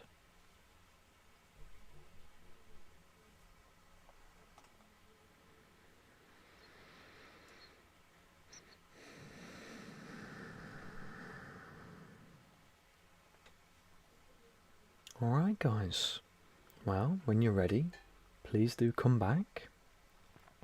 Come back to join us. And please do share one thing that you're grateful for, one thing that may have came to you during this meditation. One thing I'm grateful for is that all of us have just synchronized ourselves in a really powerful and beautiful way. You know, we have brought our thoughts and our hearts together in harmony, okay, in resonance, okay? So, isn't that wonderful? Or as David would say, isn't that lovely? Isn't that nice? So, Gail, thank you. Thank you very much. Anika says, powerful meditation. That's very kind of you to say. Thank you so much. Mama says, amen. Absolutely. Israel says, beautifully spoken. I appreciate Israel so much. Thank you tremendously. Asana, I used to tell my children thoughts are things, so be mindful of what you think because you're creating it. Also remember the Mandelbrot set. It's the mirror effect in life and nature in real time. The Mandelbrot. It rings a bell, but I'm not sure if I have heard of that before, which is amazing. Very lovely. Thank you. Gail, love and healing for your precious. Absolutely. Yeah, not forgetting Big Mama. Not forgetting Big Mama. Thank you all for the love. Appreciate you very much. And Tammy, welcome. Thank you so much. We'll catch replays missed last week. Oh, well, very kind of you for being here, Tammy. And hopefully, if you're watching the replay, then hopefully you're. Oh no way! Oh, that's so good. So Rosie, Tammy, if you're watching the replay, we love you very much. Thank you for being here. Just want to make sure I said that. James, it is so good to connect with everyone, but I have to go. I am caregiver for my ex, who has brain injuries, a recent stroke. Can't watch whole streams anymore. Oh, bless you. Well, thank you so much for your lovely service, Tammy. Thank you for being a light in that person's life. You know, that's very mature, very powerful, very wonderful. So thank you so much. It's very, very kind of you, Tammy. Really, really admire you for doing that. Really, really do. And Deborah says, you're definitely not going to die from inhaling quartz dust. Thank goodness for that. Because that would be a pretty bizarre way to go. Not very conducive, is it? Rosie says, James, it's misty and just started raining. I know, isn't that crazy? I was responding to that a moment ago. I just wanted to read it out so everybody could hear it. Yeah, powerful. We had a little bit of rain a moment ago, but it's interesting because just before that meditation, I had the... that's just... who is that? Sam Mayer doing some handpan. Just keeping myself in the flow state. But yeah, we had a bit of raining here. And Suzanne, says it's raining. Isn't that so weird? How crazy is that? Have we just done that?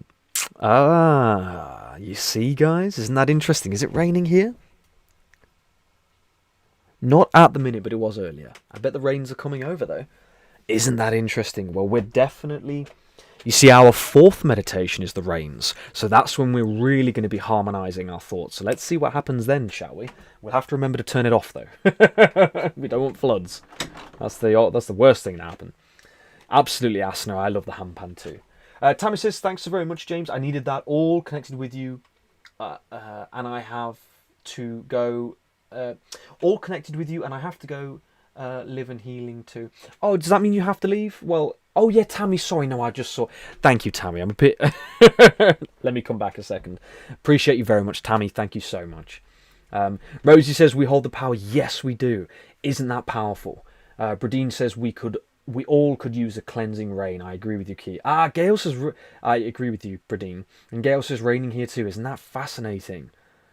Oh, it's one of those things where, you know, how do you really fully know? You know, when did we all start this? What happened? But isn't that curious, right? Let's focus then, shall we? So here in the United Kingdom, let's focus in our fourth meditation on... That's what I wanted to do wholeheartedly. We focus on the rains. We focus on the ecosystems and the healing. So, wow, isn't that nuts? Let's do that again. It smells wonderful. Yeah, absolutely.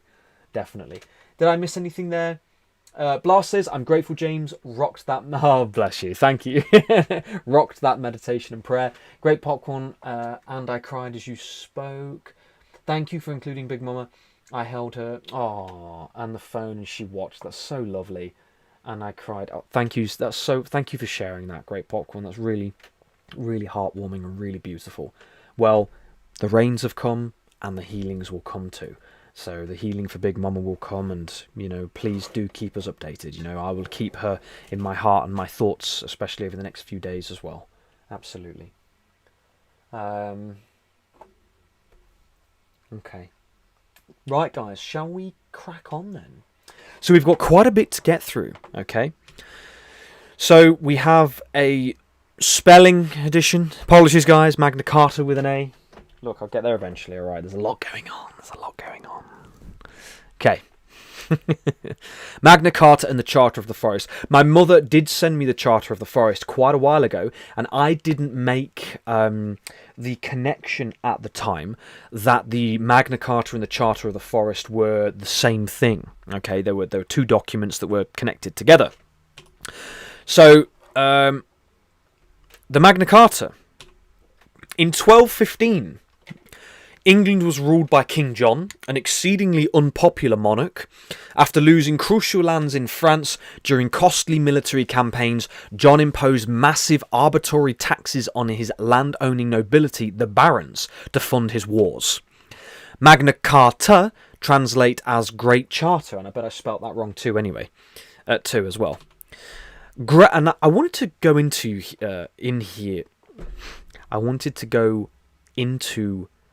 the etymology with the word great and the word charter, because it's very, very interesting when we dive into it. So great originally meant physical size, thickness, or coarse texture.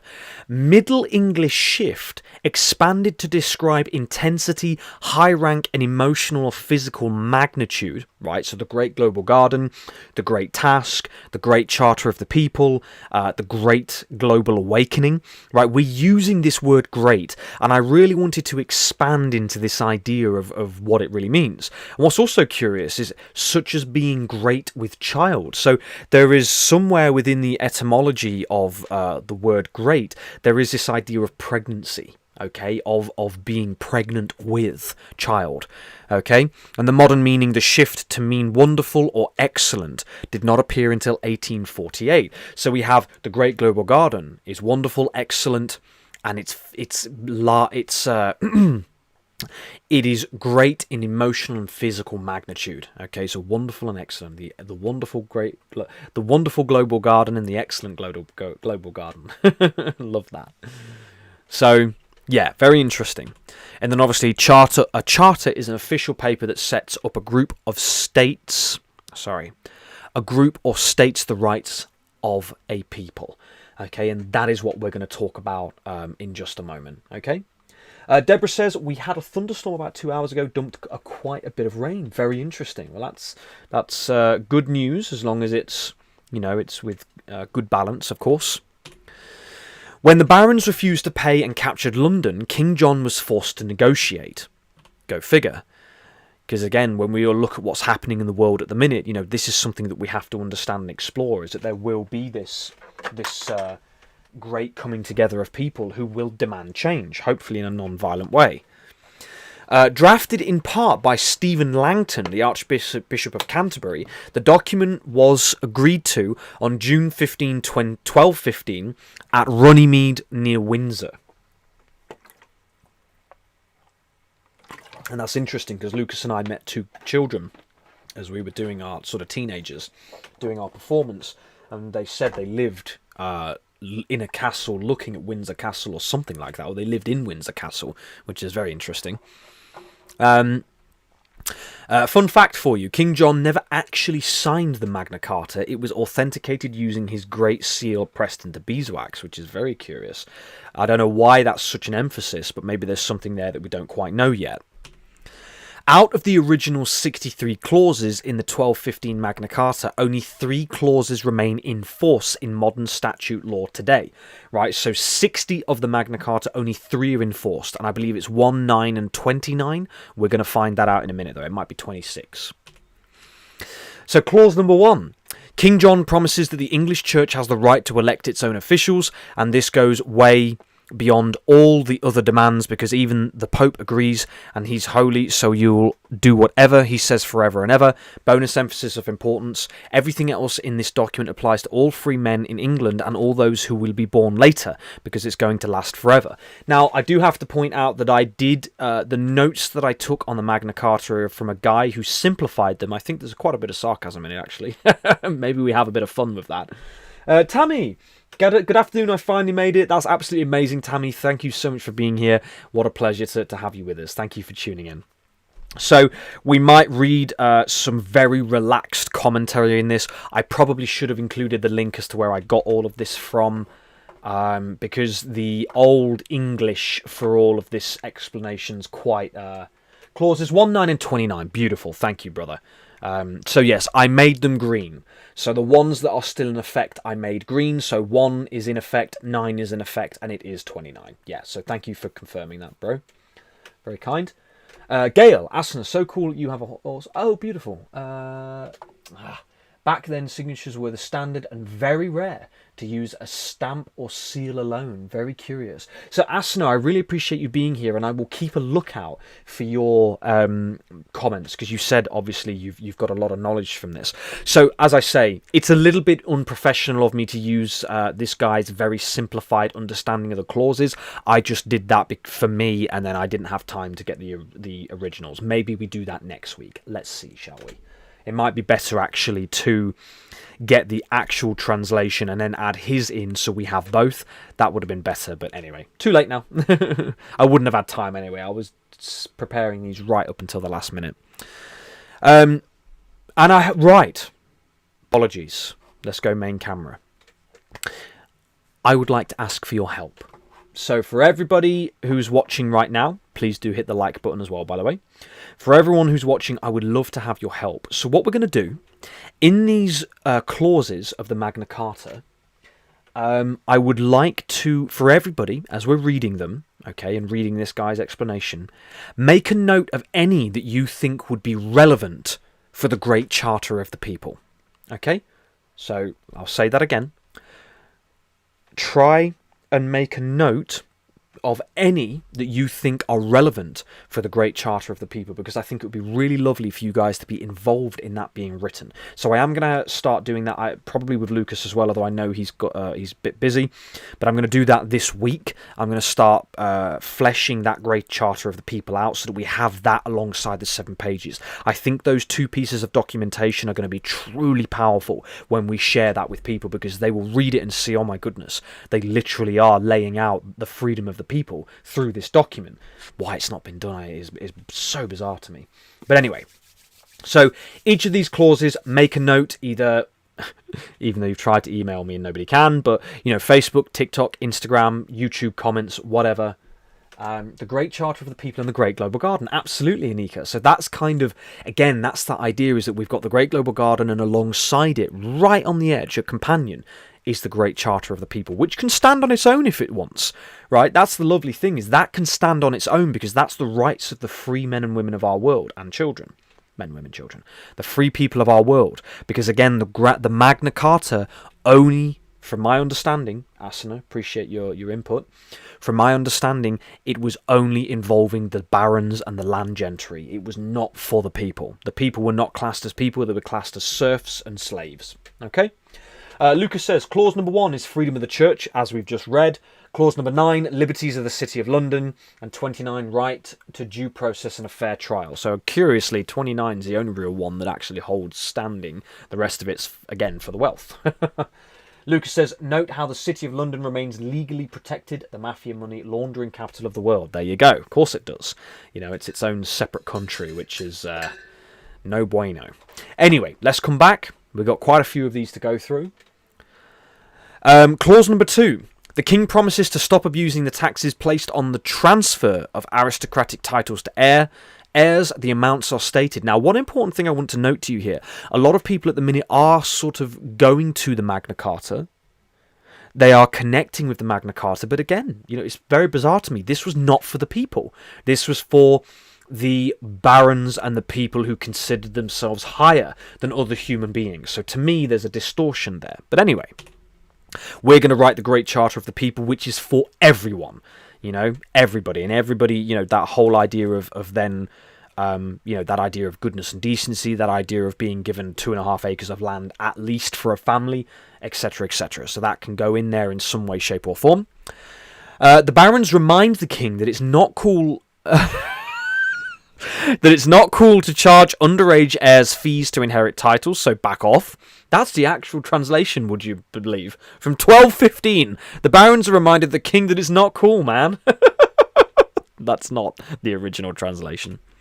Clause number 4. The barons continue on the theme of protecting wealthy children by forbidding the guardians of underage heirs from robbing or destroying the property of their heir they're supposed to be watching out for. If they do, there will be consequences and they will be replaced. Number 5. In case the last two clauses weren't clear enough, they continue by stating that these guardians of underage heirs should also maintain the land and then give it back to the heir in reasonable conditions so that the heir can actually make money from it. So again, you see this. Now, isn't it interesting? Because you could sort of like, that could be one that is implemented with, you know, perhaps the reclamation of monarchy or church land. You know, it could be this thing that it is given back to the people in an appropriate state. I don't know. The Forest Garden will fix that anyway. So that's a bit of an orange one, but anyway, possibly. Number 6.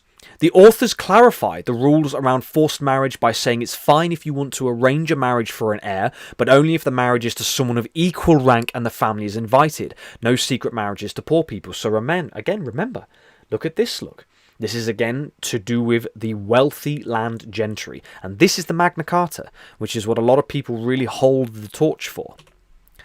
Number 7. They also clarify the events after a marriage by saying you're not allowed to hassle widows. They get their inheritance money and they get to stay in their husband's house for 40 days before getting thrown out. Nice. Clause number 8, continuing on the widow theme, it's made clear that you're not allowed to force a widow to get married again, and rich widows have to get permission to remarry from various other rich people. Incredible.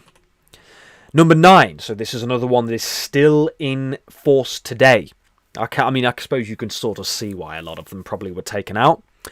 The king promised that he and his officials will no longer take land as payment of debt except as a last resort. All other goods and money should be taken first. So that's curious that that's still in effect today. Clause number 10. It's also made clear that underage heirs do not have to pay the interest on their dead parents' loans. Number 11. Continuing with the theme of widows and children, it's stated that they do not have to spend all their money paying off their late husband's or father's debts.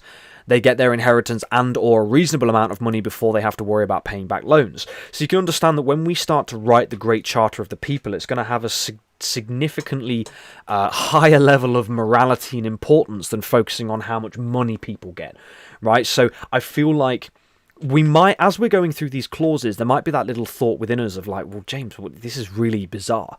You know, a lot of this is just to do with, you know, wealth and money and aristocracy and power and status. What's this got to do with the Great Global Garden? Well, this was such a prominent document for so many years, and specifically, and Michael did mention to me, that, and to all of us, Rosie, Lucas, myself,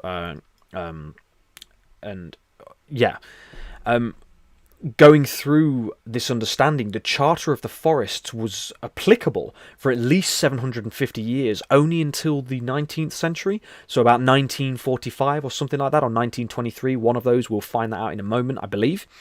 So the Charter of the Forest lasted a lot longer than the Magna Carta, and the Charter of the Forest was a lot more connected to the people, so we have that at the end, okay? Clause number 12. The king promises not to make up a new tax on barons whenever he feels like it. However, they did manage to hold widows and children responsible for debts of their loved ones. They were very shy and great bullies in the department, hence the I can't read that, sorry, hold on. Indentured servitude. Yeah, again, ridiculous, you know. So it's curious because for a long while people were using the Magna Carta as like a free man and woman sort of premise, but when you dive into it, it hasn't got anything to do with people who are, you know, your, should we say, average class of individual. He gets the king promises not to make a new tax on barons whenever he feels like it. He gets to take the traditional tax on eldest sons becoming knights and eldest daughters getting married. Interesting that knights is in here. Jackknife. London equals mafia money capital of the world. Absolutely, yeah. Lucas nailed that. Appreciate you, Jackknife. The exception to this is if the king is kidnapped, in which case the barons will be taxed to pay his ransom. Amazing. Clause 13. The king recognises that London and other locations has a lot of traditions and he isn't allowed to mess with them. 14. The king agrees that if he wants to make up a new tax, he'll need to set up a meeting with important people and who will come together or not to give their consent. There are 60 of these, so we are going to be going through this for a little while. So I will go through relatively quickly because we'll get to the real good stuff at the Charter of the Forest, okay? 15. The barons promise to submit to the same rules about not making up new taxes on their subordinates, only the one on eldest sons and daughters, with the exception of the case in kidnapping. Everybody agrees that there should be no adding extra services to the taxes for becoming a knight, because knights are people too. Amazing. Wow, yeah, that needs to be stated. And not just the personal playthings of the rich and powerful. 17. It's established that lawsuits should get a court hearing in one location, not wherever the king happens to be on any given day. So I suppose, again, the application today is pretty weak. It's also agreed that country courts should be set up 4 times a year to deal with issues such as property inheritance and title disputes. Now, this could be interesting to do with the Great Global Garden, is that 4 times a year there is a seasonal gathering of individuals of sort of significant... of a significant role, perhaps. You know, you have elders in indigenous cultures, you have them for a reason. Hopefully those elders are upholding the highest standard of highest standard of character and quality of character. But maybe, I don't know. So that could be one maybe penciled in. 19. They also suggest that there should be a plan in place for handling lawsuits that come up after the quarterly court days. 20. Everybody agrees that the punishments for free men should fit the crimes and shouldn't financially ruin them. Interesting that this is taken out, don't you think? Also, no fine should be used unless there is reputable witnesses to the crime. Isn't that curious? So that one's no longer available. I wonder if there has been a replacement, but I know for a fact there is a lot of unfair due process within our court systems. Okay, certain people who do the most heinous of things get off with really light sentences, and people who do barely nothing get very heavy sentences. So there's definitely a wrong bias in there. 21. Continuing on how not to punish people, it's also agreed that punishments for the aristocracy should also fit their crimes. Go figure. I wonder why that one's been taken out. Yeah? So isn't it curious that that one's no longer enforceable today? People like Prince Andrew and all of these other individuals that seemingly get away with their behaviour and what they do. So clause 21 would have had something else to say about that. It's also agreed that punishments for the aristocracy should also fit their crimes, and they should only be fined by their equals and not by members of the common rabble, who are beneath them. So that one's not so good.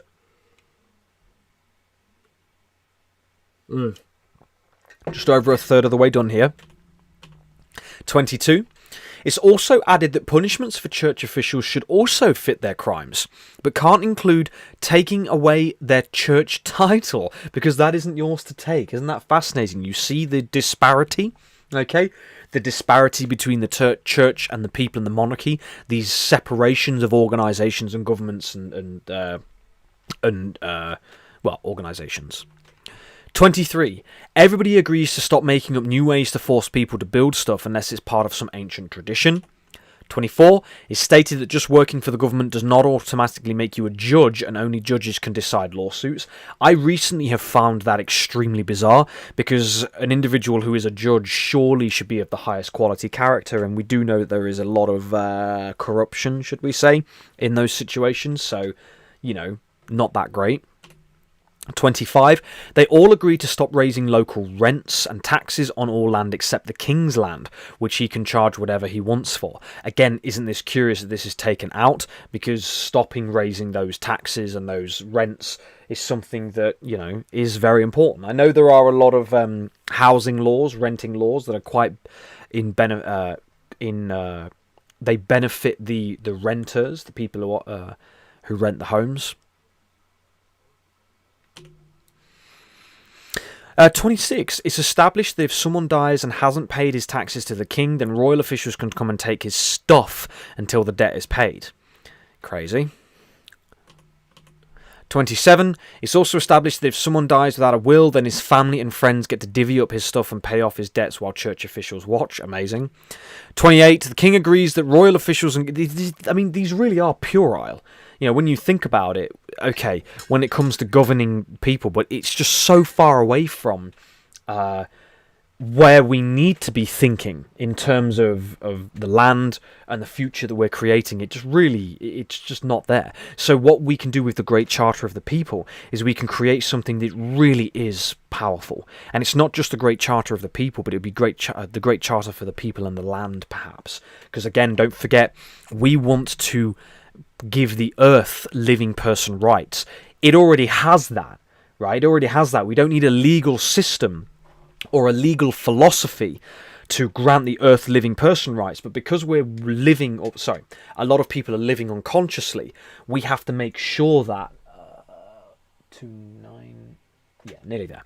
We have to make sure that people are on the same page. So maybe, and Lucas, as you're watching this, maybe we have the Great Charter of the People and Land, or the Great Charter of the People and the Great Charter of the Land. I don't know, but maybe the Great Charter of the Land could be the thing that enforces global living rights, right? Planetary living rights. Maybe that's the document we can write by taking from the events of the 500 plus living person ecosystems on our planet. Maybe we can either make a separate document or the same document so that we have one for the people, one for the land.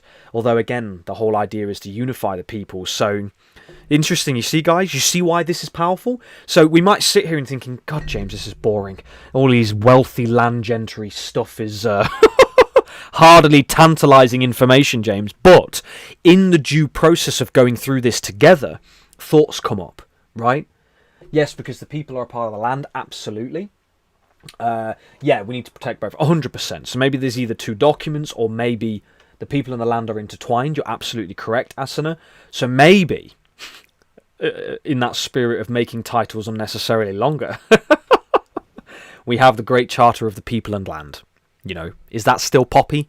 Yeah, the Great Charter of the People and Land. Maybe that works, I don't know. And then perhaps, instead of splitting it into the Magna Carta and the Charter of the Forest, which I think was a mistake, because I never knew that they were connected until today. Until recently. So those documents are basically 1215, they're hand in hand, right? They're hand in hand. You should not pay property taxes. This land belongs to the people. Satan will never get a dime from me. Absolutely. Couldn't have said that better myself. You're right. Tammy says, the king and queen, they were told they ruled the world. That's from, yeah, they don't rule the world, only go, absolutely. You know, and that's that custodianship. You know, that divine custodianship over the land is from the people with goodness and decency in their hearts, you know. Asana, they are signing up for something they have to follow. They don't know until they try to step out of it. Excuse me. Bradeen says, in America, the attorneys have to pass the bar. Look up what that stands for. Yeah, that's happened. Hold on. What does the bar stand for? In legal terms. In legal terms. Let me just come out of here. Let's bring this across.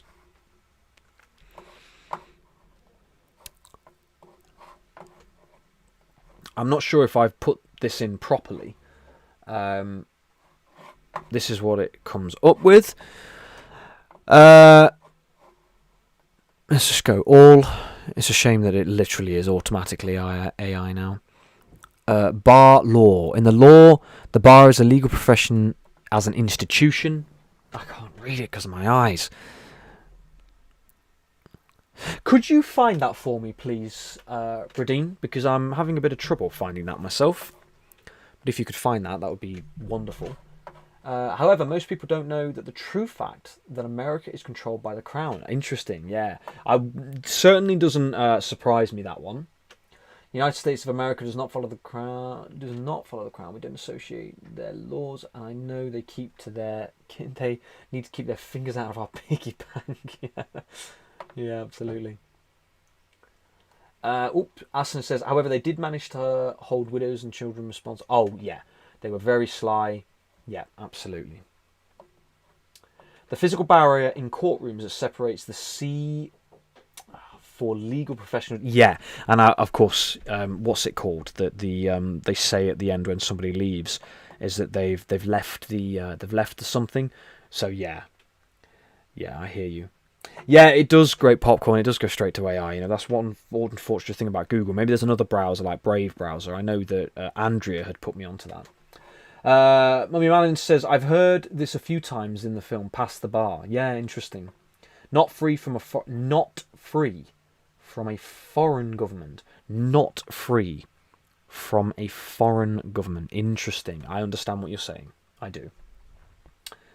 Not sovereign. I hear you. Yeah. Well, yeah, there you go. Tammy says, all governments run by... Yeah, but my church is my only government, and the government posts to ask the church permission for any law of the land to get permission. A foreign government should not be allowed messing in the United States. Yeah. And you all... Yeah, well, look, I mean, even in America, from what I'm seeing, the vast majority of governments all over the world have the exact same process. These families they set these governments up. That's the point. They set these things up. They did. This is what my understanding of all of this is that that's where it all comes from. They did this a long, long time ago. Anika says, I hope by the time the global garden is in place, money will be something from the past. This is it, this is it, Anika. And it will... The fact that it's happening now and not 3 years ago means that there's a divine timing. Yeah, there's a divine timing. We're trusting and following that path. If it was to be before, we'd have had we've never not been on this path, for the entire time that we've been here and doing what we're doing. So we trust now that the doors have opened because it's the right time, and it's as simple as that. So, anyway, right, let's get back to it, shall we? So, 29. Clause number 29. The King also agrees that government officials aren't allowed to make up new taxes or services on nights. Now, isn't it bizarre that this is still in agreement? The King also agrees that government officials aren't allowed to make up new taxes or services on nights. So what we're saying is that we purely need to knight each other. Lucas, get the swords! Get the swords, bro! We've got to knight each other and then we're completely free! Oh, dear. Maybe. Who knows? Interesting. Very interesting. Yes, exactly, Asana. There are a lot of people who are knighted. Yeah, there are a lot of people who are knighted. And for what reason? I mean, maybe there are some that are worthy, but... Anyway.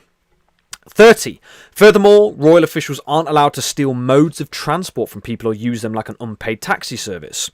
Continuing along the lines of things the king can't do anymore, the king and his officials are no longer allowed to steal firewood without asking. I mean, come on, what?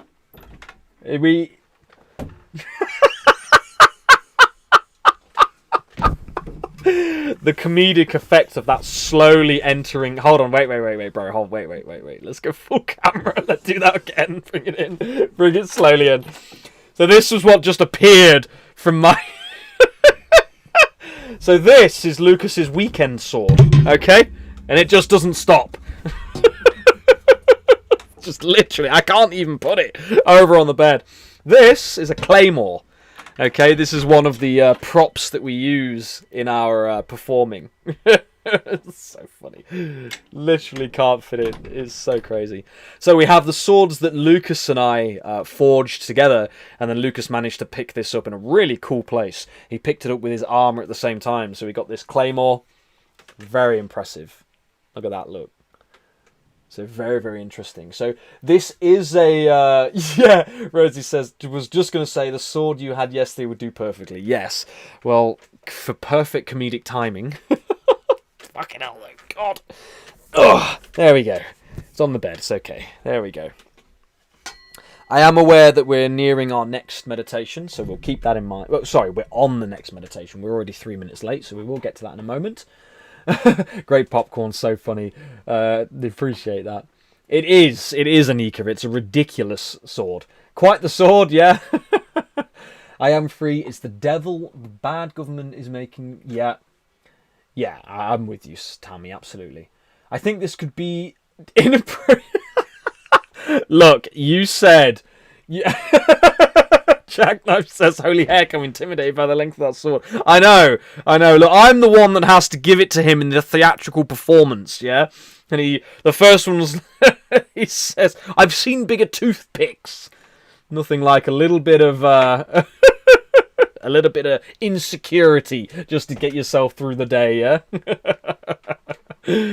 Look, guys, we're raising the temperature of this chat room here, okay? We got to stick some ice on it. Oh, Gail, James, for eye pain, one can put a drop of good... Yeah, now, I really appreciate you sharing that, Gail. I don't have pain, but I have been... I didn't last night, but the night before, I did put a thin layer of castor oil over my eyelids. Yeah, I did put it over my eyelids, and I slept like that. So I will do the same thing tonight. Annie lovingly suggested these Viridian supplements, so I did have to, you know, for the sake of my eyes, there were 34 quid together. I had to get them because I need to give my eyes the best thing to recover. The burn is still in the centre of my vision, but it's I can't really tell if it's improving or staying the same. I can't really tell, but I trust that great mystery in the universe and our healing meditations will do its work. So castor oil with DMSO is surprisingly healing, although it does sting. Okay, on the eyelids, if that's the case, maybe I'll look at the DMSO as well when we get paid soon, which can't wait for that. My goodness, it's been so hard. So those are the two that I got, lutein eye and bilberry. And I don't think this is the complex. Oh, no, it is. It is the complex one. Now, that's good. Well, I doubled up. I took 2 of them today. I just took 2 of them today and then 1 tomorrow. I had a big dose just to get it in my system. I knight thee Sir James of Malins. Sir James of the family Malins. How can you perform holding it? Well, it's, you know, just biceps. Lucas's powerful biceps. Yes, any more comments of the side of Britain? Stop it, guys, alright? Oh, I love it. I love it, guys. Sending prayers. Oh, thank you, Katie. That's very kind of you. I appreciate you dearly as well. Anika says, could we say we are walking into uncharted territories? We are going for... Absolutely, Anika, 100%. This is the thing. So a lot of people will say it's never been done before. Oh, that'll never happen. It doesn't matter. It doesn't matter if it's never been done before. What are we talking about? There's so many things that have never been done before, but somebody is the first to do them. Now, we're not saying this has never been done before, but then again, has it? You know? The restoration of the Great Charter of the People, the restoration of the Great Charter of the Land, the restoration of the Great Global Garden. Have we seen it within the millennia that we've been here on this planet? I don't quite know. So... we've just got to follow the path. We've got, it's easy. This is the thing. For a long time, we've been waiting for that thing that just clicks. It's easy. It's no longer a struggle. It's no longer difficult to explain or present. And this is what we've got now. And normally I like to be humble, but I feel it in this is what we have. It's clear. It's obvious. It's not difficult. People say step 3 is ease legal restrictions. How do you do that? The Great Charter of the Land and the People. That's new. That's new this week, okay? So again, the 16 lives that we've all done together for 3 hours and 33 minutes, new stuff is happening every week on this mission and journey, right? If we do the 7 pages, which will inspire, people will be like, oh my goodness, yeah, that's exactly it. Then we do the Great Charter of the People, the Great Charter of the Land. We then are in conversation potentially with... members of parliament, with people who are in positions of power. They have a change of heart because we're doing global peace meditations. Hello? Yeah? Isn't it interesting? David passes on the baton. We're doing global peace meditations, which is a direct effort to reconnect with the truth of all that is, the truth of the beauty of our world and its people, giving people a change of heart. This is what Anastasia talked about. She talked about the trillionaire having a change of heart, giving people land and money. It will happen. We're not here on planet Earth to go into a hell planet. That makes no sense to anybody. I'm here. And I have experienced love all throughout my life. Love being born, love of my mother and father, love of life, of friends, of family. Love now, love from you guys. If love exists here, why the fuck are we talking about the earth being desolated and destroyed? We all love each other. That love that we express to each other. When I was at the camp out event, the fact that I was laying down on that really rough floor, this random elder, this random older woman, puts this soft blanket under my bald head because she could see it was discomfort. That's love. It's an act of love. I never spoke to her, never had a conversation with her, not before or after. She never wanted anything. She just, there you go. Job done. You know, it's just so fascinating. You know, if that is on our planet, there is no need for us to be talking about the total desolation of our world. I don't believe it. Right? Yes, we aren't in connection with, you know, otherworldly forces. Yes, okay, well, I mean, directly. You know, we're not directly having communications with, you know, beings from other places. We're here right now, human to human, you know. I'm speaking to the people around me as we're people. But love exists, and that's the path we're going to. Absolutely, Rosie. And that's the beauty, is that, you know, it is more difficult to... Is it? I'm not going to impose that. No, I take that back. I apologise. Love is possible. Anger and hate is possible. We just got to choose. Maybe they're both easy. Yeah, it's easy for me to love because now I can recognise that those people who are being hateful and aggressive on my posts or aggressive in general, these people are just either going for a shit day. I've been there. Yeah, I've been there. I had a really unhappy day. Have we not all? You know? Absolutely, Susan, I agree with you. Everything is possible. Love is shared in so many different forms. It is real, absolutely. The small things, no doubt. The sword is mightier than the pen. Well, not... I hope not. Because those swords, they're not sharp for a reason. Prince Royal is gifted with... Yeah, and where is Prince Royal? I don't think he is able to make it today. Prince Royal, if you're here, please do say hello. Lovely to connect with you if you're here. Patrick, so kind, wise and incredible. Oh, bless you, Pat. That's really kind of you, Patrick. Thank you for the lovely, heartwarming words. I appreciate you very much, my friend. That's very, very nice of you to say. That's beautiful. Thank you, guys, for the lovely comments. We are a fun and mature group. What can we say? Yeah, we are indeed. All right, guys, next meditation. Let's get into it. We are a little bit behind, but that's okay. We're getting into good stuff here. It's all powerful stuff. Let's go to our meditation, which is there. There we go. And this time I will remember it, guys. Right? So, full monitor, come over here. So we'll do our I am with you prayer. So take a nice deep breath in. And as you breathe out, just relax. Just relax.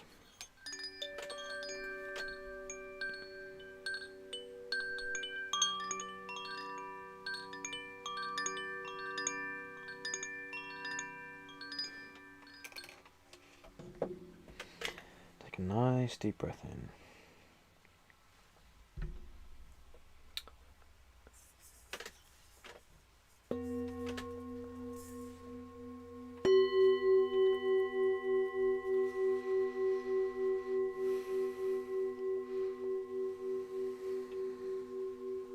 Okay. One more time, breathe in. And as you breathe out, just relax your body.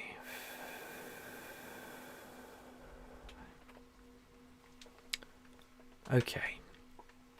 So this is the I am with you prayer. And we will start now. Great Spirit, we are with you, we are present, we are here. We give thanks to the people of plant and stone, to the people who stand where their roots have now grown. We give thanks to those who crawl and who creep, to those with fins who swim in the deep.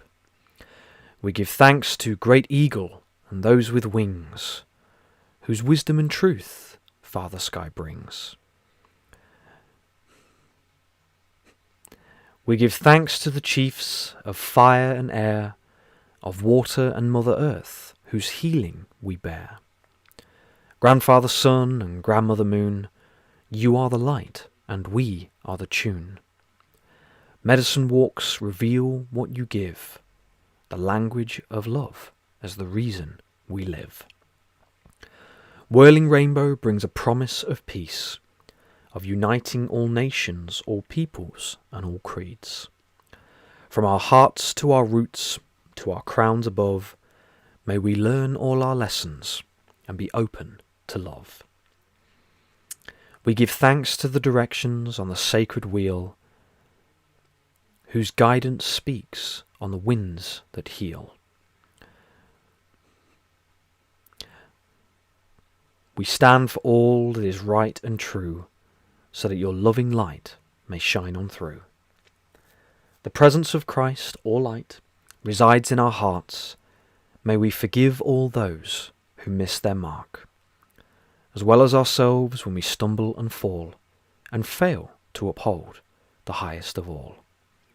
We walk this path in service to others, for nature, children, our sisters and brothers.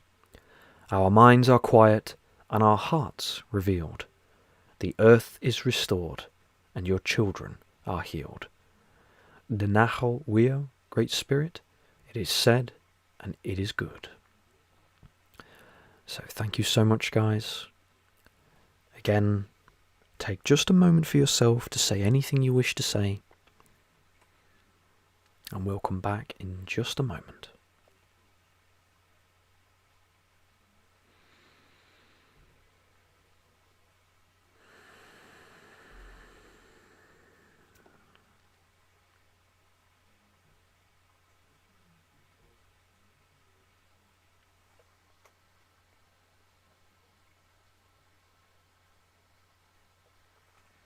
Alright, guys, so bring yourselves back into the moment.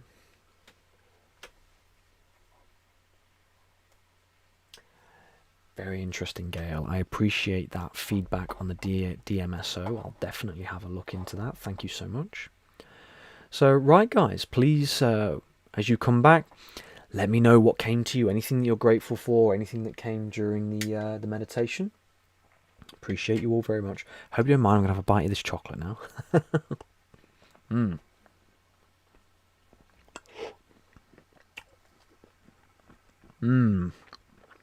Sorry if I'm making anybody jealous. It's a nice piece of chocolate.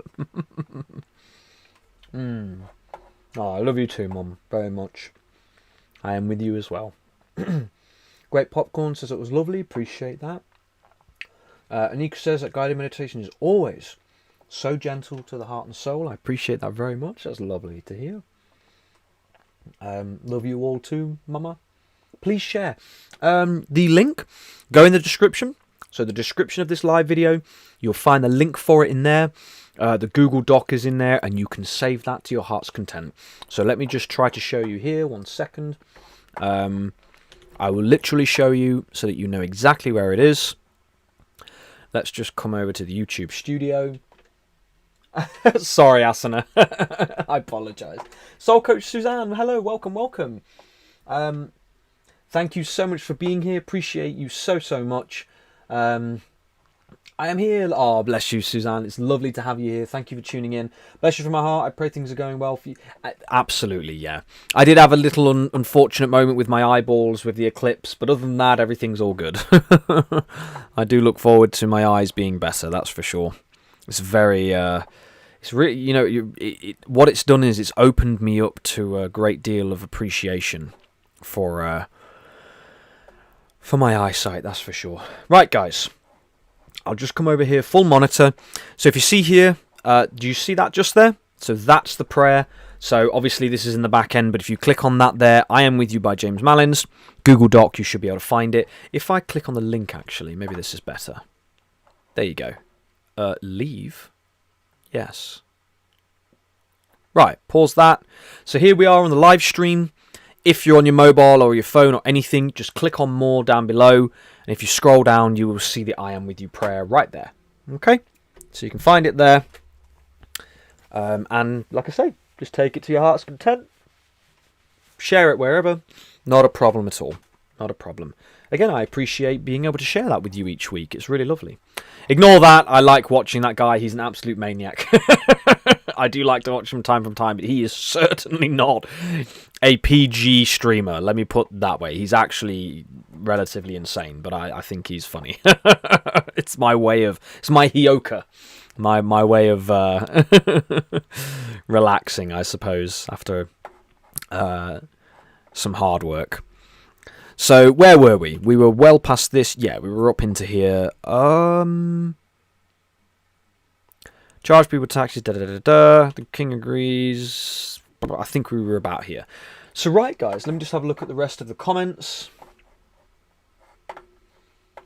Yes, you were all able to see the eclipse live. It must have been incredible. But yeah. Well, it was incredible. But God, I really have messed myself up with it. Because in the very center of my eye, I've had that blind spot distortion for ever since. So I've got a lot of eye supplements. I've been looking after myself with castor oil, resting my eyes as much as possible. But I do still see it there, and it makes it hard to read. It's like it is improved. Like I can see it improving. It's like it's getting smaller, but I did do some damage to my eyes. And it's so I did get very annoyed because only a few days ago I said that I have 20/20 vision. I have incredible vision. I can see really far. I can see, and now I've done this to myself. So I don't know why. I wasn't doing it arrogantly. I was just talking to myself, and I have no idea. But anyway, it is what it is. It is what it is. Mary, welcome. I love rocks. Me too. I love rocks too. I'm with you. When I found some yummy chocolate, yeah. Chrissy says, please share what kind of chocolate you're having. It's Tony's. But normally we get the other one. We get like, what's the other one that we get? The one, not Halo, the other one. Here in the UK, we've got Halo. We've got, what's it called? Oh, ridiculous. I can't remember. Anybody in the UK who's or who might know the kind of the free from really high quality chocolates? Maybe you guys know. You'll have to let me know. Yeah, it's funny because somebody also put a post out there that apparently Ombar. Thanks, bro. Ombar. That's exactly it. Yeah. Yeah. No, Bradine. I'm not really a fan of Cadbury. I don't know how legit they are. Asuna. What's really interesting is I haven't done too well with that chocolate. Yeah, I am a little bit chocolate guy, but I've not done too well with the Hue one. When I had it before, it didn't sit very well with me. I don't know why. So I haven't had it since. But I know it's quite a popular one. So if you enjoy it, that's wonderful. Yeah, the Hue ones you get over here, the Hue like natural ones, you get them here too. I agree with you, Bradine. It's wonderful to be with you too. Such a beautiful meditation. As always, James, definitely treat yourself to a yummy snack. Appreciate that. Well, I'll finish it off then. Okay. Let's come over here. Take a little drink as well.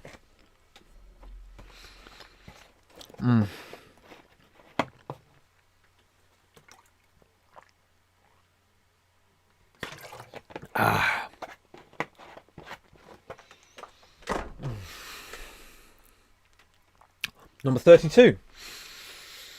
How well am I going to do this with chocolate in my mouth?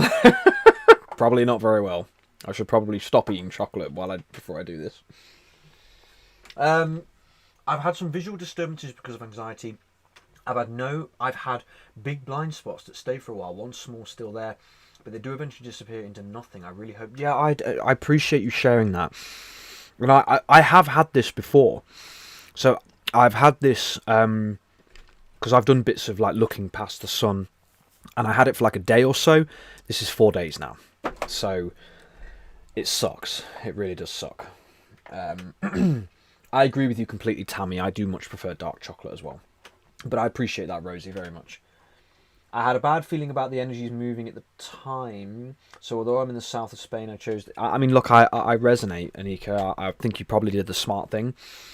I did get quite a few omens. I had 2 people say to me, don't look at this, don't look at the eclipse.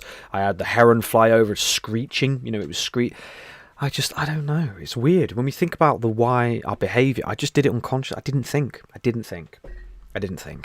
Stupid, but anyway. So, 32. It's established that the king only gets to take back lands from convicted felons for a year and a day before he has to give them back. Relatively irrelevant. 33. Everyone agrees to stop using fish traps in English rivers only on the coast. I mean, that's not bad. That's ecological, so I appreciate that, Deborah. Yeah, that's very kind of you to say, and it's a lot, that does go to my heart very much. Katie says, my foot is currently healing from a 2nd-degree burn. Oh my goodness, which I stupidly did to myself using castor oil. One toe is still... Oh, bless you, Katie. How? Can you share about that? Using castor oil. What happened? If you're willing to share. If you're not, I totally understand. But yeah, if you're willing to share that, Katie, I would love to know what happened. Oh, bless you, Suzanne. I appreciate that so much. I'm placing you in a special healing that will support your recovery. It's called a... Oh, that's really kind of you. Called a Divine Love Healing. Very, very, very, very kind. And yeah, Deborah, I'm interested too in that.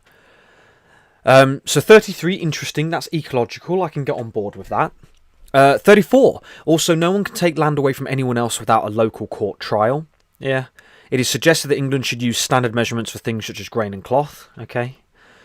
They all agree that you shouldn't charge people taxes when... I mean, you know, when we think about what we're going to do with the Great Charter of the People compared to what's written in here, it's kind of, you know... I guess this is the nitty-gritty of human living, so I do respect these to a degree. But, you know, again... They all agree that you shouldn't charge people taxes when a crime has to be investigated, especially if it may result in a trial and punishment. The King agrees that he doesn't get to have guardianship of everyone's heirs just because they are in some minor way in service to the King. It's established that court officials can't act as witnesses in trials. Instead, actual credible witnesses must be used. Yeah, I appreciate that, Suzanne and Deborah. It's very, very kind of you. The King agrees to stop punishing people unless they have been found guilty of their equals by court. All right, then. It's stated that people can't buy a way out of punishment or delay it, and the court can't, unfairly tax the accused. Everyone agrees not to make up new taxes. I mean, it really is a poor... It's so interesting, though, because I know individuals personally who really, like, this was a part of a massive spiritual awakening, you know, with William Marshall, etc. So I suppose I do need to connect with that individual as well.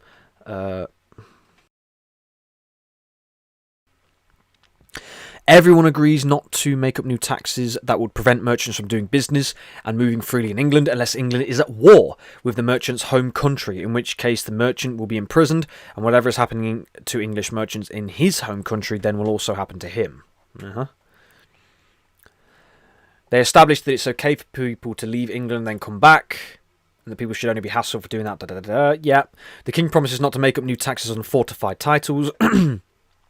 Because can I just point out, I am also going through this with you at the minute, so I haven't had a chance to go through this myself. That is why we're going through this together. 45. The King agrees to appoint judges and court officials. Amateur friends, whatever. The barons make clear that anyone who founded a religious abbey gets to govern it whenever there's an abbot vacancy. The King promises to stop making royal forests and riverbanks that only he can use, and has to give back the ones he already made. Now, this is interesting, okay? So, Asuna, I would like to hear your thoughts on this as well, but I know that this is where the Charter of the Forest starts to come in, okay? So, the King using forests as royal... castor oil has to be stored in glass, be hexane-free and organic. If it is in a plastic bottle, it could have plastic... Oh, fascinating. It's a good job mine's in glass, then. But that's really interesting. That it's got that much power in it. Katie says, I had a cut on one of my toes which has scabbed over, and I put oil on it to soften the scab. I don't remember clearly, but I'm pretty sure I put castor oil on it, and you've got 2nd-degree burns. Well, I'm so sorry to hear that. A little later I thought a little sunshine... Oh, bless you. Castor oil creates a much more intense sun situation. I have heard that, I believe.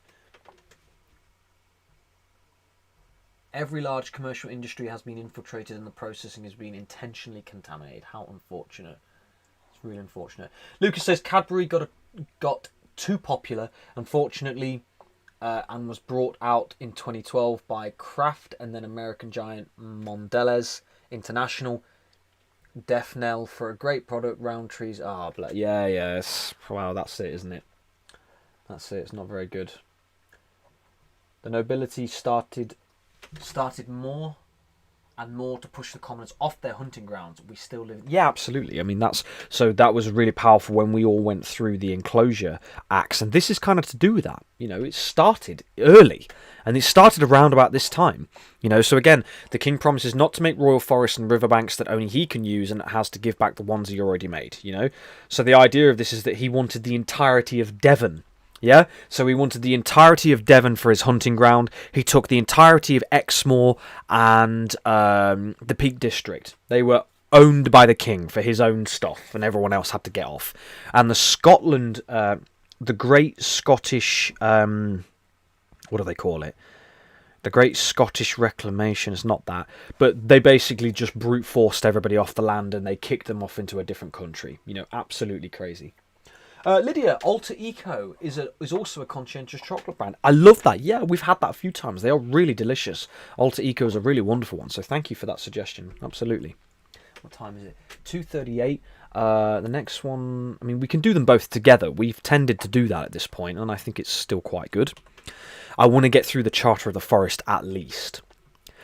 They plan to have some knights investigate and correct the way that the king had been treating lands such as forests, rivers and land for livestock. Yeah, interesting. I don't think that has much application, but, you know, if Lucas and I are going to be knighted, we can certainly go and investigate how they've been treating the land. We'll probably have to do every square inch of England.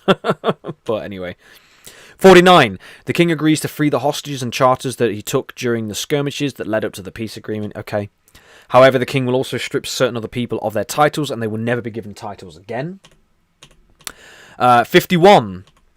They all agree that if there isn't going to be any more fighting in England, then the foreign mercenaries will go home. The current king promises that if he took any land or punished anyone without a trial, then those people get a do-over.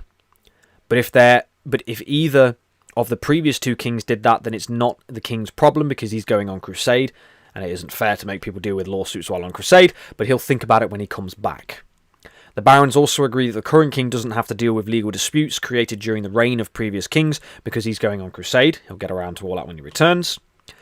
And then back to all that stuff about fair trials. They all agree that women can't be witnessed in court proceedings unless they're testifying about the death of their own.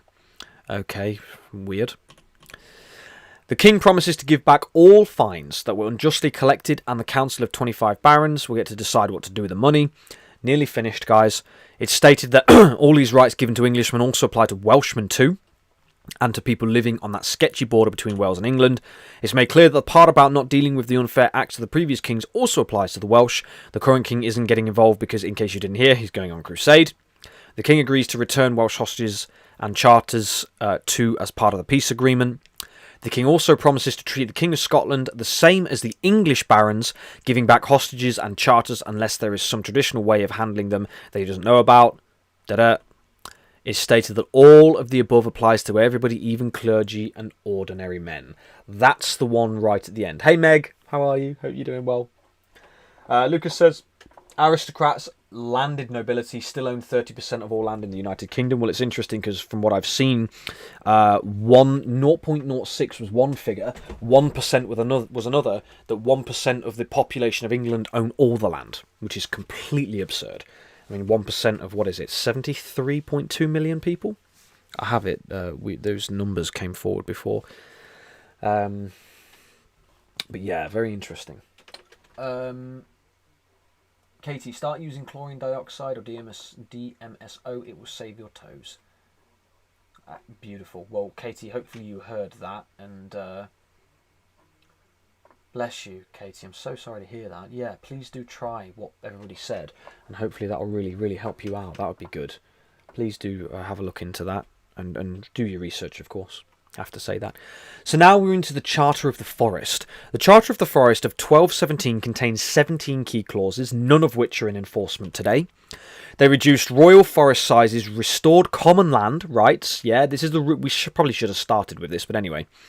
Restored common land rights like grazing and fuel gathering, and ended brutal punishments like execution for mutilating the like execution or mutilation for poaching the king's deer. How ridiculous. Clause number 1. Lands wrongly turned into royal forest by King Henry II were looked at. Non-royal woods added to the forest were removed, disafforested, while keeping common pasture rights intact. Non-royal woods added to the forest were removed. Okay, so it's all about returning the royal forests to the people. Number 2, people living outside the forest did not have to travel to forest justice courts for general summonses unless they were involved in a case. Because what Michael had shared as well is that a lot of the people ended up going to live in the forest. So the people who were removed from their homes, the forest is where they lived. They went there to live. Number 3, woods made into royal forest by King Richard I or King John were immediately removed from forest status unless they were the king's own demesne woods. I don't even know what that means. Demesne? Demesne? I don't know. Archbishops, number 4, bishops, earls, barons and freeholders kept their own woods inside forests as they had under earlier kings, free from certain penalties. 5, view and upkeep of the king's demesne woods regarding how much can be taken safely. Lucas, can you Google that word, please? Demesne.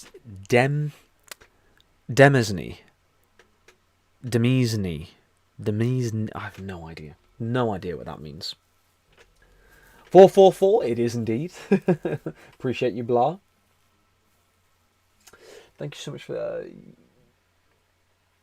Yeah, and look, like, Asna, I only said that obviously for my side of things, but of course, you know, like, I've tried many things like that and it works, you know, it works, so it's easy to... For private use. Right. Land controlled by a person. Wow. Okay, well, you learned something new. I didn't know that. So, view and upkeep of the king's private use woods regarding how much can be taken safely. Number 6, pannage rights were granted, allowing commoners to graze their pigs in the royal forest safely and pay reasonable dues. Amazing. Pay everything. God, my goodness. Yeah, let's pay all the time. 7, every free man could have estover. Am I learning new vocabulary? Pannage, estover. I got a bit catching up to do, haven't I? Usually surrounded by a large manor house or castle. I hear you. I got you. Right. The Vatican and the King, Queen, they stole our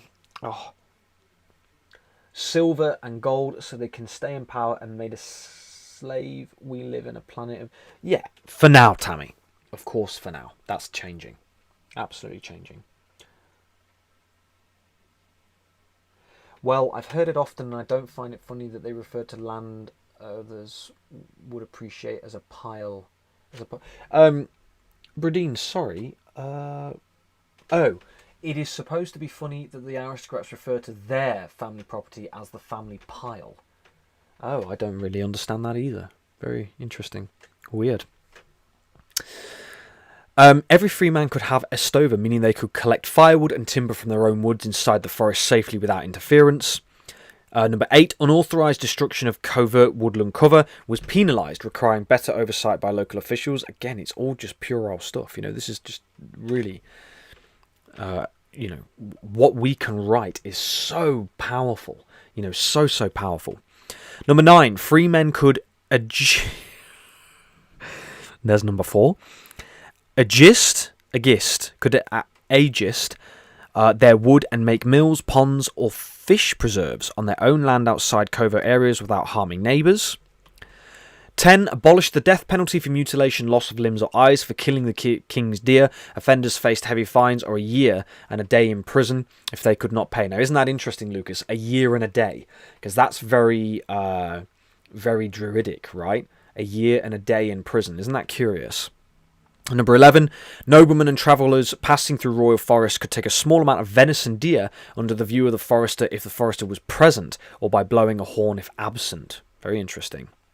Every free man could sow honey in their woods and had rights to the king's exempt... Now, this is where this is better here, right? This is much better. So, having the ability... You know, number 12. So this is probably one of the first ones we can really green. Every free man could sow honey in their woods and had rights to the king's exempt turbery, cutting turf peat for fuel. Yeah? So this is very curious. The sacred period for alchemy and druidic tradition. There you go. Brother James, I believe it means a domain. Very curious. Year and a day. Yeah. Interesting, guys. Yes, yummy. Very yummy. We have lovely honey here. What time is it? 1:45. All right, then. We will double up on our meditation a little bit later. 13. Rights of landowners to have their own running or closed paths or animals. 14. Rules regulating the specialised local forest officials, verderers and foresters, and how they hold their swain mode. This is the 9th word I've not heard of. I've never learned so many new words so quickly in all my life. What is even happening? Prince Royal! Hello everyone, I made it finally. Thank you for being here. We were talking about you earlier. Your ears must have been burning. Positive, of course. 15. Only those holding land directly affected or required by custom owed specific duties to specific forest wardens. Okay. Disafforestation limits and cancellation of illegal seizures or unjust multi-country overlap, blah, blah, blah. General saving clause, assuring that all previous liberties, customs, and free use. Yeah, so these two documents, now, interestingly, 98% of these documents has kind of been just puerile, as far as I'm concerned. Hardly tantalizing, hardly inspiring, hardly interesting. You know, maybe 2 or 3 were interesting. But when we write the Great Charter of the People, the Great Charter of the Land, or whatever that looks like, we can make every point deeply inspiring to the people and then make it legally binding, you know? So if they did this with the One Planet development, we can do it with the Great Charter of the People, right? Whatever it's called, we can do it with the Great Charter of the People. Love those emojis. The prince is in the house. He is indeed. They are indeed. Absolutely. The Great Charter for the People. So that's what I wanted to go into next. The Magna Carta, with an A, wasn't written for the people, it was written for the barons. We are looking at writing the Great Charter for the people. This document will reinstate the free living man and woman rights, which should have been done a long time ago, but perhaps the stars have begun to align, and with this document we can educate people on who and what they truly are. All the while making sure the practical rights are laid forth. We believe that this document could seriously shift the consciousness of the people toward the idea of the Great Awakening, awakening people to the future we are all creating. Now, remember, guys, so we're not going into that today. It's really fascinating because, again, today we looked at the word great. We explored that word and the reason why it's becoming present. You know, just this idea of the Great Global Garden, the Great Awakening, the Great Task. What was the other thing? The Great Awakening, the Great Task. There was one more, and then of course the Great Charter of the People and the Land. So just very interesting that this word is coming forward. These things are coming forward. So that was probably a little less tantalizing this week, going through the Magna Carta and the Charter of the Forest. However, if it has led us to writing a document which stipulates very clearly the freedoms of the people, and we are able to I'll read that in a minute. I feel like I need parental guidance to read whatever's been said there. If we can write a document which is serious, as people read it, the words themselves make them think, hang on a minute, we're stipulating that I'm a free man or woman. Well, what does that mean? What does it mean to be a free man or woman? You know, a free man or woman who doesn't have to pay taxes, a free man or woman who doesn't have to engage with, you know, the nonsense of the modern world, right? If we don't want to pay taxes, we shouldn't have to pay taxes because we should be able to look after ourselves by ourselves. And I think this is very important because a lot of people are very, and I mean this lovingly, so if any of you are pro-taxes, I'm probably a lot of you aren't, but if you're pro-taxes, just know that please forgive me for my very bold claim that I'm about to make. But as far as I'm concerned, this whole idea of taxes, you know, so that another individual who murdered all of my ancestors to gain power, and I'm paying them taxes for what? To look after the realm that they barely do, right? That they do to the most inefficient level possible. So if let's just say clause number 1, every man, woman and child on earth is free and sovereign, which means that, ... you know, whatever it is, however we word it, which is why it will be very good to go back over those pages and just put in the archaic and the modern terminology and just go through, absolutely, Anika, go through and stipulate clearly the freedom of the people. Then you can really get people thinking. You know, you can get those that thinking process sparking off. So Yeah, Tammy says, really, I hope so. I knew all this for 55 years and finally coming to light. Absolutely, Tammy, and I commend you deeply for your perseverance on planet Earth and for being here and having this awareness and having to wait such a long time. Michael will be right there with you. You know, Michael has felt the exact same way. He's had to wait an absurd amount of time for us to get to this point. But, you know, the Great Awakening. We don't know how beautiful and how wonderful this entire event could really be. Sorry, I'm moving around, just readjusting. Right, let's read this debaucherous comment. Bradine! Oh, Prince Royal, we needed your snarky humour when discussing the size of Lucas's sword. You had to be there. You did, You did, my friend. Bradine, if James is Welsh, then there shouldn't be an issue, lol, or so I've heard. Hang on a minute, what's going on here? Well, I'm not Welsh, and I'm partly Welsh. My grandma was Welsh. Yeah, my grandma was Welsh. So my father says, my papa says. Unfortunately, I didn't get a chance to meet her, which is a real shame. But yes, she was Welsh, a Welsh lady. So, and if you're asking, oh my God, Prince Royal, this is what we were talking about. So, there you go. I can't even fit it on the screen. My goodness, are we trying to get cancelled on YouTube, eh? This is a family-friendly stream, for the most part. There's a few F-bombs in there, but it's mainly family-friendly. Right then, guys, what are we on? 2:53. So we'll do a bit more talking, then we'll probably... What we might do is just go into two of the... because David's meditation was a lot longer than usual. So perhaps what we will do is we will do our meditation as well as David's alongside it, and that just gives us plenty of time to have a chat afterwards. I know nothing, Jon Snow. Yeah. I like that reference. That took me just a second, but I like that reference. That's funny. Q is England getting the help and bringing in the real king and queen and your own country under... God, the rightful heir, the blood. Yeah, I hear you. I mean, the blood of. It's interesting. So Lucas and I have this conversation quite a lot in regards to this idea of bloodlines. You know, like, it's curious because to me, character holds more weight than blood. Character holds more weight than blood. You could be of the highest royal standing, and yet the beggar outside Asda could have a higher understanding, a deeper, more profound understanding of what needs to be than that person. I met a guy called... Oh, it's been a long time since I've said hi to him because I don't go to Morrison's. I don't go to Asda there anymore. Saul. How do I know that? Better call Saul. It's all good, man. It's all good, man. That's how I know. His name was Saul, and he was begging outside Asda. I bought him bread and eggs and water and bananas and things like that just to keep him going. Lovely guy. Positive attitude. Sat out there playing the guitar. People walking by him. Life isn't easy. He doesn't know where he's going. He's sleeping on couches. Genuine lovely bloke. High level of character. Yeah?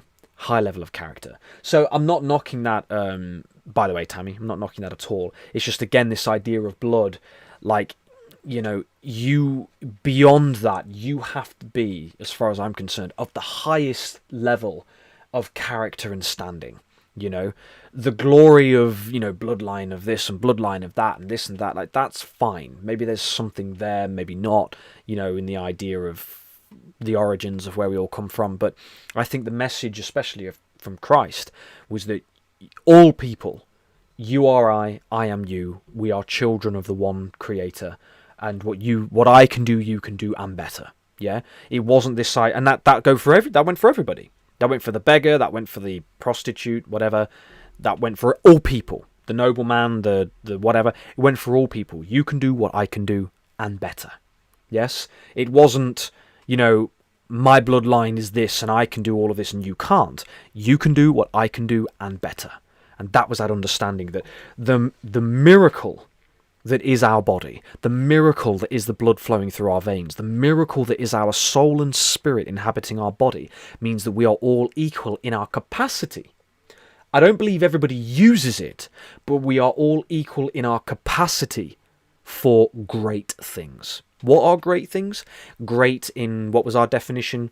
Great in stature, great in idea, not stature. Great in, where is it? Let's get it. Let's not try to, because I'm still cementing the, great. Here we are.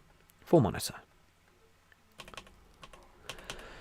Great. Originally meant physical size, thickness, or coarse texture. Everybody relax.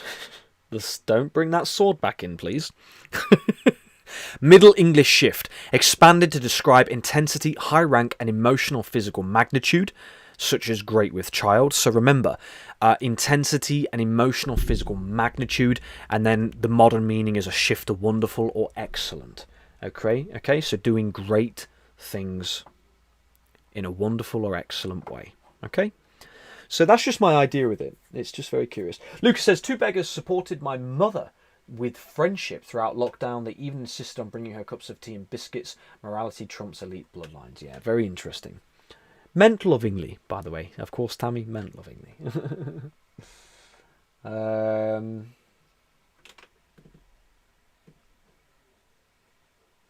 What did I miss? Got a soul cage. I remember something about Tammy says, I was born and raised knowing that I'm free. I adore that. I am sovereign until in the 70s things changed. Missing children, half gallon of milk, and I have never been silent. Missing children, half gallon of milk, and I have never been silenced ever since. Tammy, I feel like there's a much deeper side to that comment. I apologise if I've missed anything. Please do feel free to share. But again, we're fully with you. Fully with you. Absolutely fully with you. Alright, guys. So, what's next? Okay, what's next? What's next is that we finally finish these 7 pages. So I'll get... that's what we'll do. Oh, we've got time. Yeah, we're half an hour. So we'll do this. Hold on. Let me just quickly show you something. Alright? Let me go here. So we'll come over to Great Global Garden. So Lucas and I are still going through some bits, but obviously before we went through the summary page. So this is a summary page that we've been going through. Okay, that one we're happy with. We've gone through page 1. We've gone through page 2. Okay, we've gone through page 3 and 4. It's quite a nice image, that, isn't it? Okay, and also we've had a really good go at page 7, but page 7 does need a little bit of work. So we've expanded on the whole idea of dig for victory, the idea that there are 4 key ingredients: the progressive reallocation of public and private land, a countrywide awareness campaign, provision of education and resources, and grassroots mobilisation and participation. Okay, and then of course up here we've got our text up here. The people are united, the models have been demonstrated, the great charter of the people has been implemented, the earth has living person rights, and now it is time to fulfill the great task. Boom. That's what we like. We like the punchy, straight to the point, explaining it very, very deeply. Tammy says, I will not pay for a property that father gave me on this planet and stop paying taxes. Says, absolutely. I'm fully with you, Tammy, and good for you. I appreciate your strength of Carton with that. Asna, the missing children used to appear. Yeah, I know. Okay, I get what you're saying. I understand completely. Yeah. And we all know what the situation with that was, unfortunately. Is. God, that's even worse to say that. Prince Royal, as I do these things, so shall you, and even greater things. Absolutely. No, I appreciate that, yeah. Yes, and then there are ads with famous people with a milk mustache asking, yeah, weird. Just horrible, horrible stuff. Anyway. Right, guys. So, one thing that I did do, so this is our annex pages. Okay, so these are the pages we've kind of been putting together for information purposes and stuff like that. So one thing I did do that I haven't showed Lucas yet, though, and we do have to go through them. I did the figures, like the global, the current global urban percentage, population, the area of Earth, the total water area, the type of land. I did that for the whole of Earth, the United Kingdom. I did it for Wales, Scotland, England and Ireland. And then we went into... So these are really interesting. So there are things out there called Our World in Data. And it tells you, it tells you the percentage or the amount of land which is livestock, crops, forest, shrub. And look at this slug. Cities, villages and human infrastructure is in just that slither. But yet the vast majority of people live in that slither. Right? So 80% of the world lives in an urban environment. And that's exactly where... Oh, bless you, Israel. I hope you have a lovely week. Take care of yourself. And we'll catch you next week. Appreciate you very much.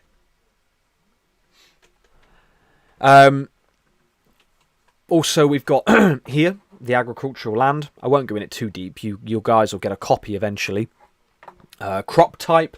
So we've got all this information available to us in an easy way. Protein, types of terminology for definitions for land use, primary forest, water bodies, etc. Obviously, Chris and Lynn there. And then I obviously put together all of our stuff that we did with the Parliamentary Enclosure Acts. Yeah, I thought that was a different picture. Parliamentary Enclosure. This is in the document now. The Magna Carta. Whoopsie. Oh, James made quite a... I thought I did that. Oh, well. Anyway. Oh, I didn't. How weird. Okay, well, whatever. Charter of the Forest. And then some interesting ones. That was the Charter of the Forest one, sorry. Just there. It jumps sometimes. It's quite annoying. There we go. Charter of the Forest. And then coming further down, this one was a new addition, which is very interesting. Heritage Crafts. So look at this, look. So if I preview this... Oh yeah, this happened last time, didn't it? Present. See this all right? Look at all these different heritage crafts that are currently endangered. Oh, it's raining, yeah, because we're going to do that next meditation in just a moment. That's really curious. Maybe it's preemptively raining. So, we've got, many different elements of heritage crafts here. So this is in the document too. So endangered ones... critically endangered like armour and helmet making. Absolutely love that. That's right up my street. Silk weaving. Again, I won't go into... Maybe we'll go into this next week or a different time. This is probably a whole live in itself, to be honest, because some of them are amazing. And then currently viable. Yeah, so wood carving, wood turning, toy making, tailoring... all of these things are just incredible skills that people could get stuck into as a passion project. So their passions could be directed elsewhere.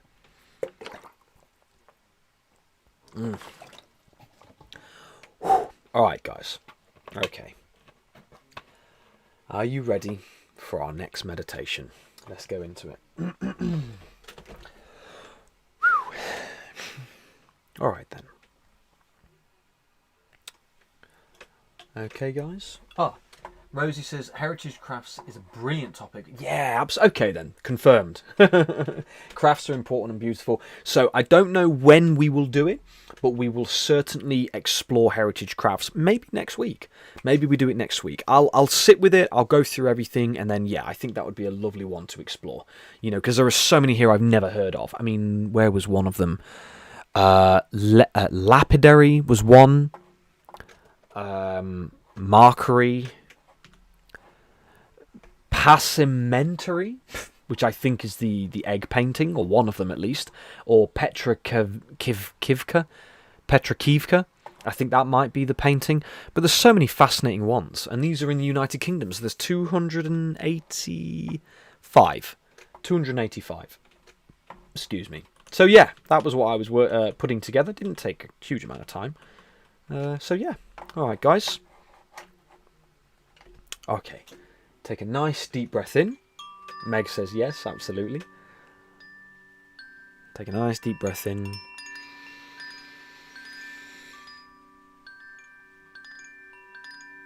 And as you breathe out, just relax.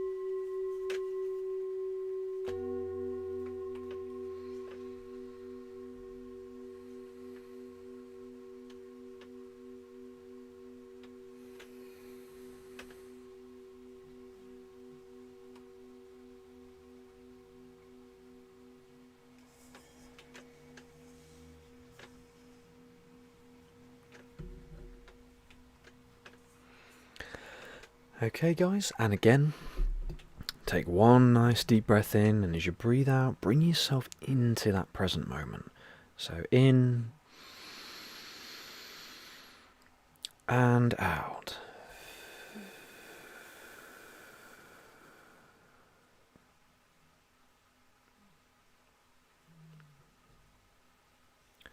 The topic of this meditation is to help bring rains and to bring restoration of nature. So as we said, we already had some instances of rain falling, which is wonderful. And in indigenous and aboriginal cultures, they often have things like a rain dance. And what would happen during these rain dances is they would use their imaginations, their image in action, their light in action, their fourth density thoughts, to imagine and feel the rain on their face, the pitter-patter on the leaves, the smell, the sight, just the wonderful cooling of the rain on their skin. So take a moment now. Imagine the rain falling in the perfect amount. Not too little, and certainly not too much. Imagine all the trees getting the water they need. The rain falling on their leaves, dropping onto the soil beneath, moistening the soil, bringing relief to all plants and all animals. Imagine that rain falling across the United Kingdom, the United States, all around the world, wherever it's needed. Imagine the rains coming as a gentle cleansing and rehydrating of our land. Imagine the sound, the change in temperature, the smell even. Just imagine how wonderful the sight is, the gratitude. Feel that gratitude in your heart. The gratitude to know that the plants are being rehydrated and that our lands are being restored.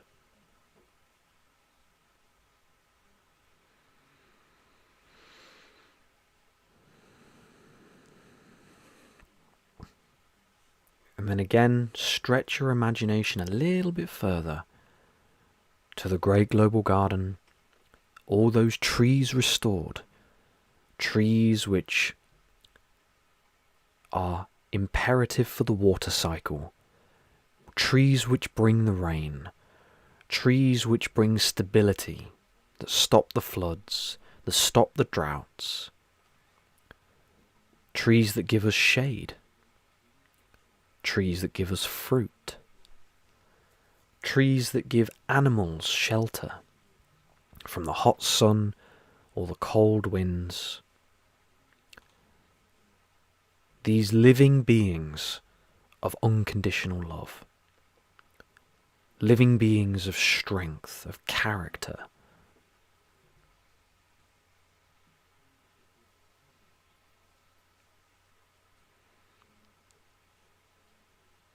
And again, as you imagine these rains, just the sound on the leaves.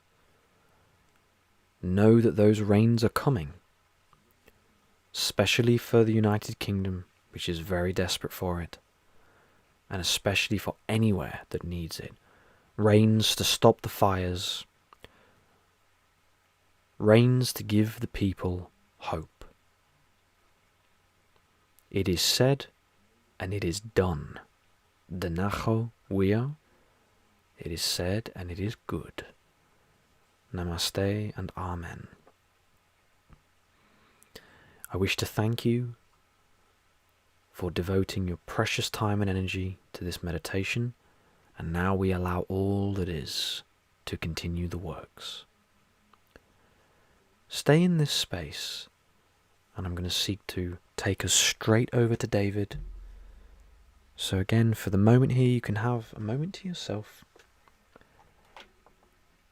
And then we're going to go straight into the meditation with David. So I'll see you in just a moment.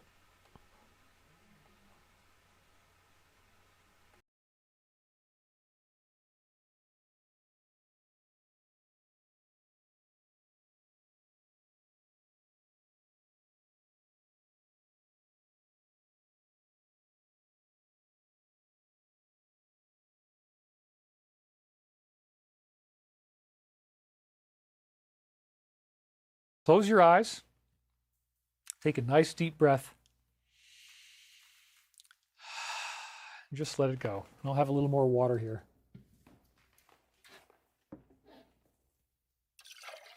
Breathing in peace, breathing in love, breathing in positive energy. Letting ourselves feel at rest, at peace in the universe.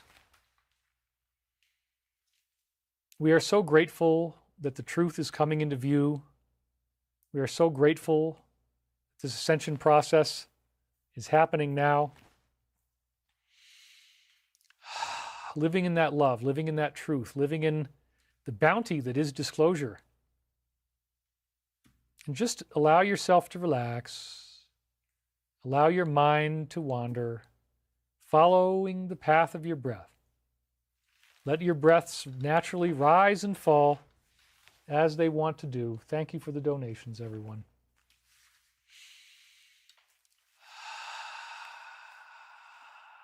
Moving into the stillness of this moment. Being easy with yourself, being compassionate and kind, knowing that it's okay to have confusion. It's okay that you don't know everything. It's okay to be lost at times. It's okay to fall off the path. We find the path. We find those positive moments. We find those distinctions that transform us. We take those inspiring moments of life and we breathe in healing. We breathe in peace.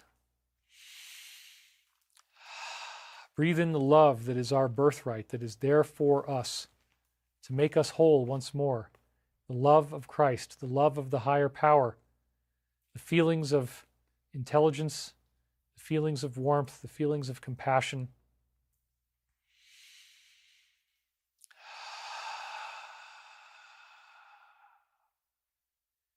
Envisioning multidimensional beings, beings of light, greeting us with their warm smiles, with their loving intentions,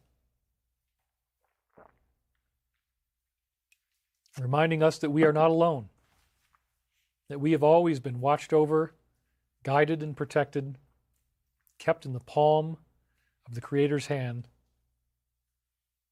A loving, infinite universe that has never left us, but has been here with us the entire time, making sure that we will be okay. Bringing us to a renewed understanding of who we are, what it means to be human, what we are doing here on planet Earth. Where is all of this taking us? How can we become better versions of ourselves? What is involved in our own evolution? How will we grow as we learn more and more about the true nature of reality, who we are, what we are doing here, and where we are going? We have an open mind and an open heart, a spirit of adventure and compassion.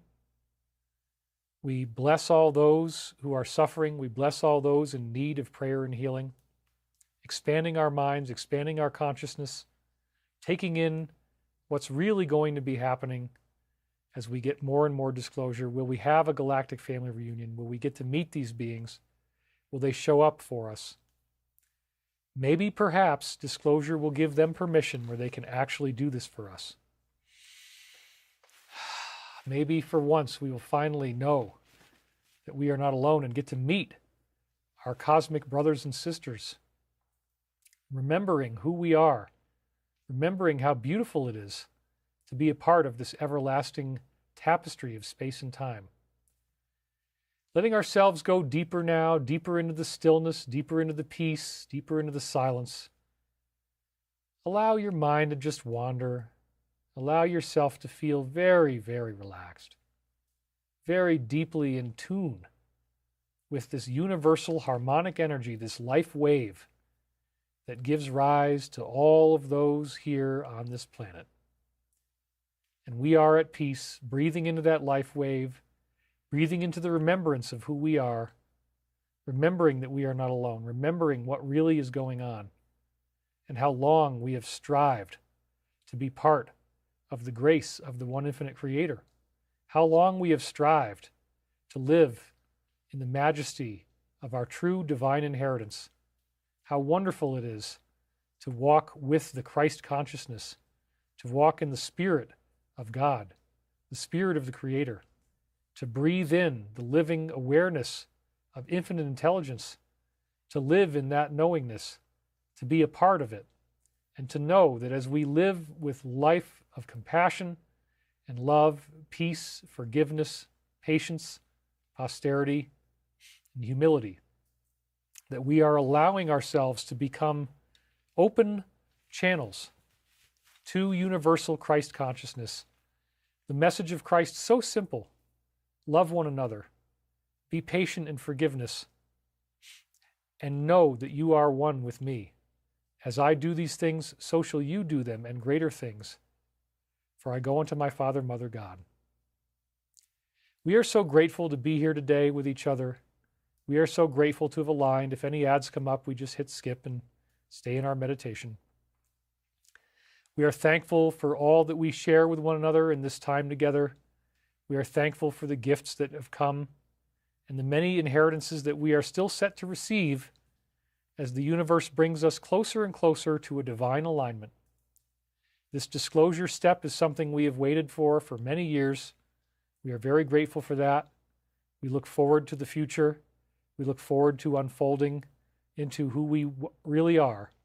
We look forward to becoming more conscious of who else is out there, learning that we are not alone, accepting that fact, and being able to accept ourselves and others even more than ever before with this deep intrinsic knowledge of what is really going on, how we have never been abandoned, never been left alone, but we are truly walking in the grace of the Almighty, each step, every day, moving forward, taking stock of who we are and what we are for the highest and greatest good of all those involved here on earth, living in physical incarnation. For we are so grateful about what's going on. We are so grateful to have our lives, so grateful that this is happening. It is truly a miracle that we have reached this point right before the Saturn-Neptune conjunction. One day before, we have the stunning announcement that we are not alone in the universe, that there is life out there, that we are going to get told about this in so many different interesting ways. We embrace the truth. We embrace the fact that it might not all be positive, might not all be exciting, but we are ready, and we want to see this happen. We know that this is a very important part of our evolution. It is not a distraction. We're not being pulled away from any important truths. It is something that we really need.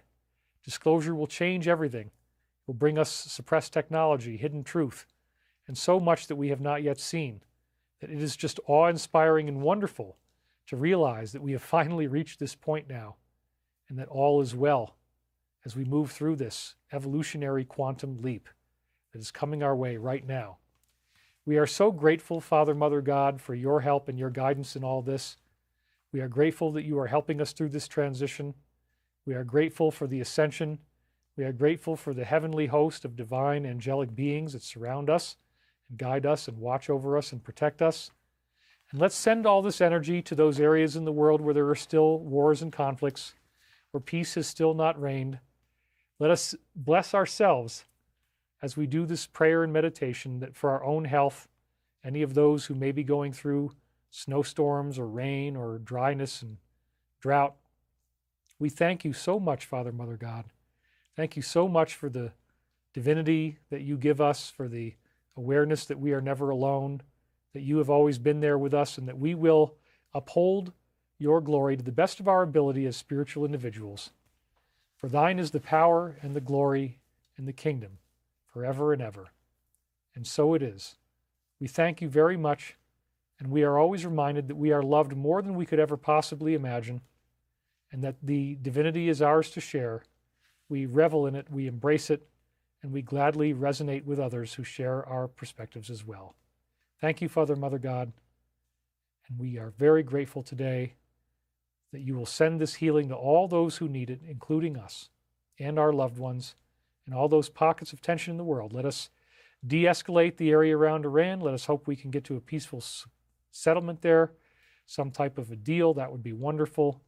We really don't want to see things spiral out of control. And if it does end up going into war, let's pray that it goes as smoothly and quickly as possible, with minimum loss of life. And so it is. Amen. Thank you, Father, Mother God. All right. We are back. Let's wiggle your fingers, wiggle your toes. We had a lot of donations coming in, and I thank you guys all for doing that. Let's see how many I missed here. I missed a lot of them.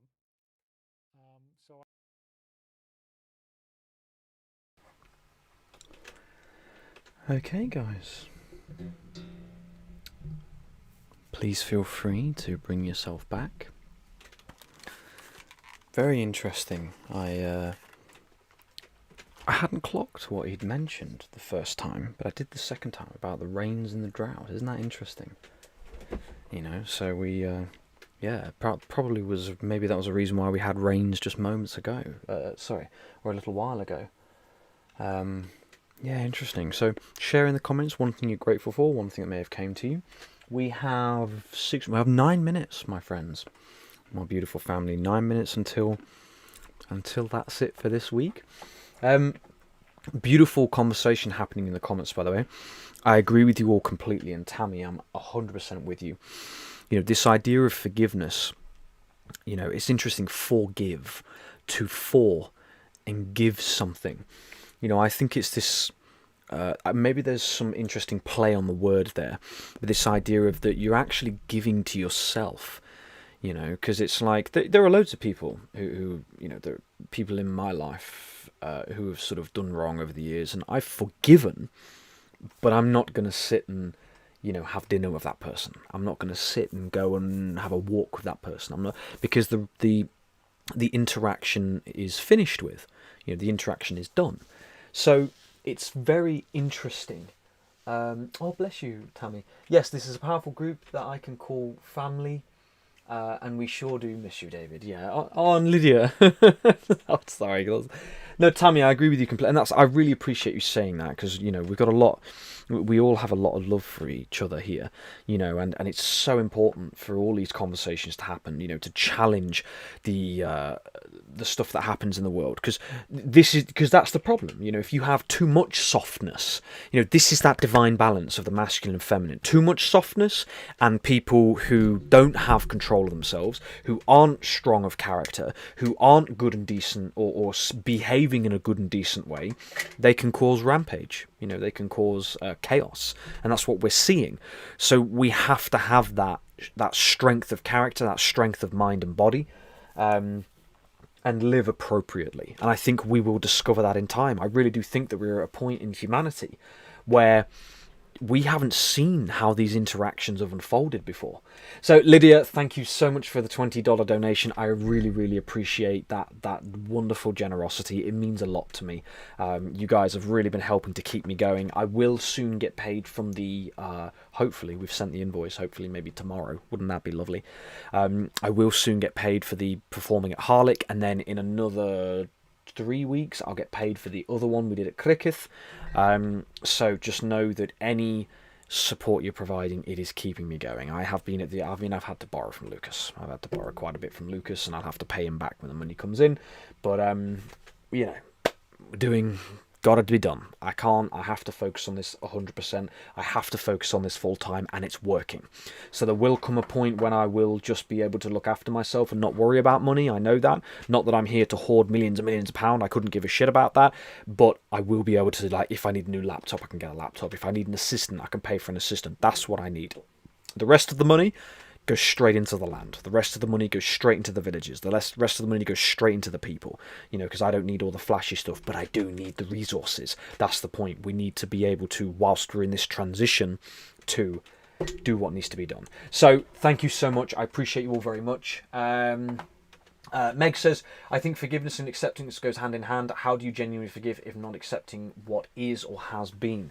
Well, I suppose also the acceptance is also that I don't ever want to experience that again. So if you meet another person in your life who's behaving in the same way as that individual who did you wrong, you can turn around and say, yeah, no thanks, I'm all good. You go on your journey. And if they kick and scream, that's fine. Kick and scream all you like. Well over there. Kick and scream in that direction. Because I'm not interested. And that's that point of that, we're not here to experience the burdens of others. We're not here to be the battering ram for others. We're here to be ourselves. And you can choose to engage in the world and seek to help and heal and love and support, but there does come a point where another individual has to get control of themselves. They have to get control of the stuff that is burdening them within. They have to get control of the stuff that is out of alignment within them. That's a part of living in harmony. If everybody's looking after the garden and somebody keeps throwing fireballs into it and the garden's getting burned, at some point you've got to say, dude, you've got to stop throwing the fireballs. Yeah, like everyone else is suffering because you're incapable of controlling yourself, right? So that forgiveness is, again, like with governments. I agree eventually we've got to be able to forgive, or else, if they're, I don't know, it comes down to the age-old question. People distorted it with, like, the whole idea of there are people around with no soul, and that's always a big kicker, because it's like, well, if there's no soul, then how do you... It's a very interesting one, but a powerful concept, and I do believe that forgiveness is the way. We got to forgive, but absolutely do we not accept. We're not accepting any bullshit anymore from any governments or any fucking organisations, none of it. We're doing what we need to do. Let me have a look here. I didn't want to miss some comments because there were some really lovely comments up above. Lucas says, wish to add one of the beggars was an artist. Sadly, he died after being attacked on the street. His name is Cass. Same name as my brother.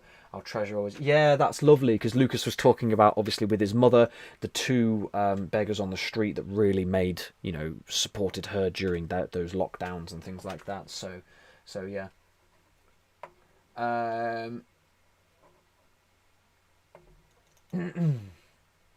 Anika, James, today's information was awesome in the chat. Thank you so much, Anika. That's really kind of you. The chat, just as good. Thank you so much. Really appreciate that a lot. Asana, to hold fast and strong, healthy boundaries is all a part of modelling our hearts, and to love, we unconditionally share. I agree with you completely. Tammy, 100% agree with you. Absolutely. 100%. I'm grateful that we can do this important work together and discuss things honestly here in the chat. Yes, we must have boundaries to protect ourselves. Of course, boundaries are imperative. Like, that's the thing that happens a lot, is people don't have them. And so what happens is that people who aren't conscientious, they find it acceptable to walk all over people, and that's completely unacceptable. So we are getting to the end, near the end of the live, guys, so we will be saying our goodbyes. Please do pop it in the comments. Know that I appreciate you tremendously. This conversation actually could be a starter for next week, because it's absolutely phenomenal. It's an extremely important conversation to have, and just know that I appreciate you all very much. It's been absolutely lovely. I know it's a bit more of a mechanical live today, but still, one really powerful thing is the Great Charter for the people and the land. That was the evolution that happened literally live with all of you, so that's really powerful. I'll look into that with Lucas. I think that's curious. We've got to have, because then the question is, well, how do you give the land living person rights? Well, you have another charter, which is a charter for the Great Charter for the land. Okay, so because our 2 points are create ease legal restrictions and give the earth living person rights. We can do that with those two documents. So that's really exciting, and I feel very good about that. So that happened today. Isn't that interesting? Tammy, yes, there's a powerful group. Yeah, that was a beautiful comment. Appreciate you very much. Bye, James and Thomas, and everyone. Maybe thank you so much for being here, Suzanne. Sorry if I missed you. I hope you take care. Thank you everyone for giving us Does Feel Good, but it doesn't mean I have to be absolutely or accept them in my life because they are so bad. 100%. No, you don't have to accept people. You're absolutely right, Tammy. We forgive so it doesn't destroy us. Absolutely. Even more that are already I 100% agree with you. Thousands of years of this battle on Earth. 100%. I didn't want to miss any comments. David, we miss you so much, but we pray you're at peace whenever you are. Carry our legacy. 100%, guys. I appreciate you all very, very dearly. I did also read about the Greg Braden and the Praying Rain. I heard that too. That was a very interesting video. So, Leilu, Deanna, welcome. Catching up on the replay. No worries. I hope you have a lovely time. Thank you for being here with us, Deanna, and for supporting me. Of course, it means a huge amount to me. Rosie says, as you know, absolutely loving your live streams. Can't wait for the next one. I appreciate that so much, Rosie. Thank you for taking your time to be here and spend this time in the live. It means a lot to me. I can't wait to come and spend time with you and Michael and on the land again. It's going to be really, really interesting to do. So thank you so much. I appreciate you all tremendously. We're getting very, very close now, about 30 seconds. So just know that I love you all. Tammy, Asana, Leilu, Deanna, Rosie, Gale, Anika, Deborah, Meg, Mummy Malins, Soul Coach Suzanne, Soul Coach Shaughnessy, A Real Creation, Patrick. Learning how to forgive ourselves is not only the many errors, yet most of all for what we have failed to do for the benefit of all. Love you all. Absolutely. Yeah, agree with you completely. Tammy, Bradine, Anne, Lucas Brother, thank you for being here. Jackknife, again, Meg. If I missed anybody, I'm so sorry. Just know that I love you all deeply. I appreciate you tremendously. I will schedule tomorrow's live tomorrow. Check on Sunday. Click the Get Notified button so that those notifications appear for you. I apologise for making that mistake before, so I'll schedule the live maybe even right tonight. So check tomorrow, check Tuesday. Please do that. You will start to get the notifications again. I know a lot of people stopped getting them. I do apologise. Great popcorn. Again, love to Big Mama. Great popcorns, dog. Healing and love. So Prince Royal, everybody, if I'm Lydia, if I missed anybody's name, I apologise deeply. I love you all to the moon and back. Have a lovely week. I'll try to get back to everybody as usual. I fail miserably. Have a lovely time, my friends. It's been a pleasure. It's been an honour. What an amazing day. Katie, thank you so much. And take care of yourselves, my friends. And we'll catch you in the next video. Bye-bye.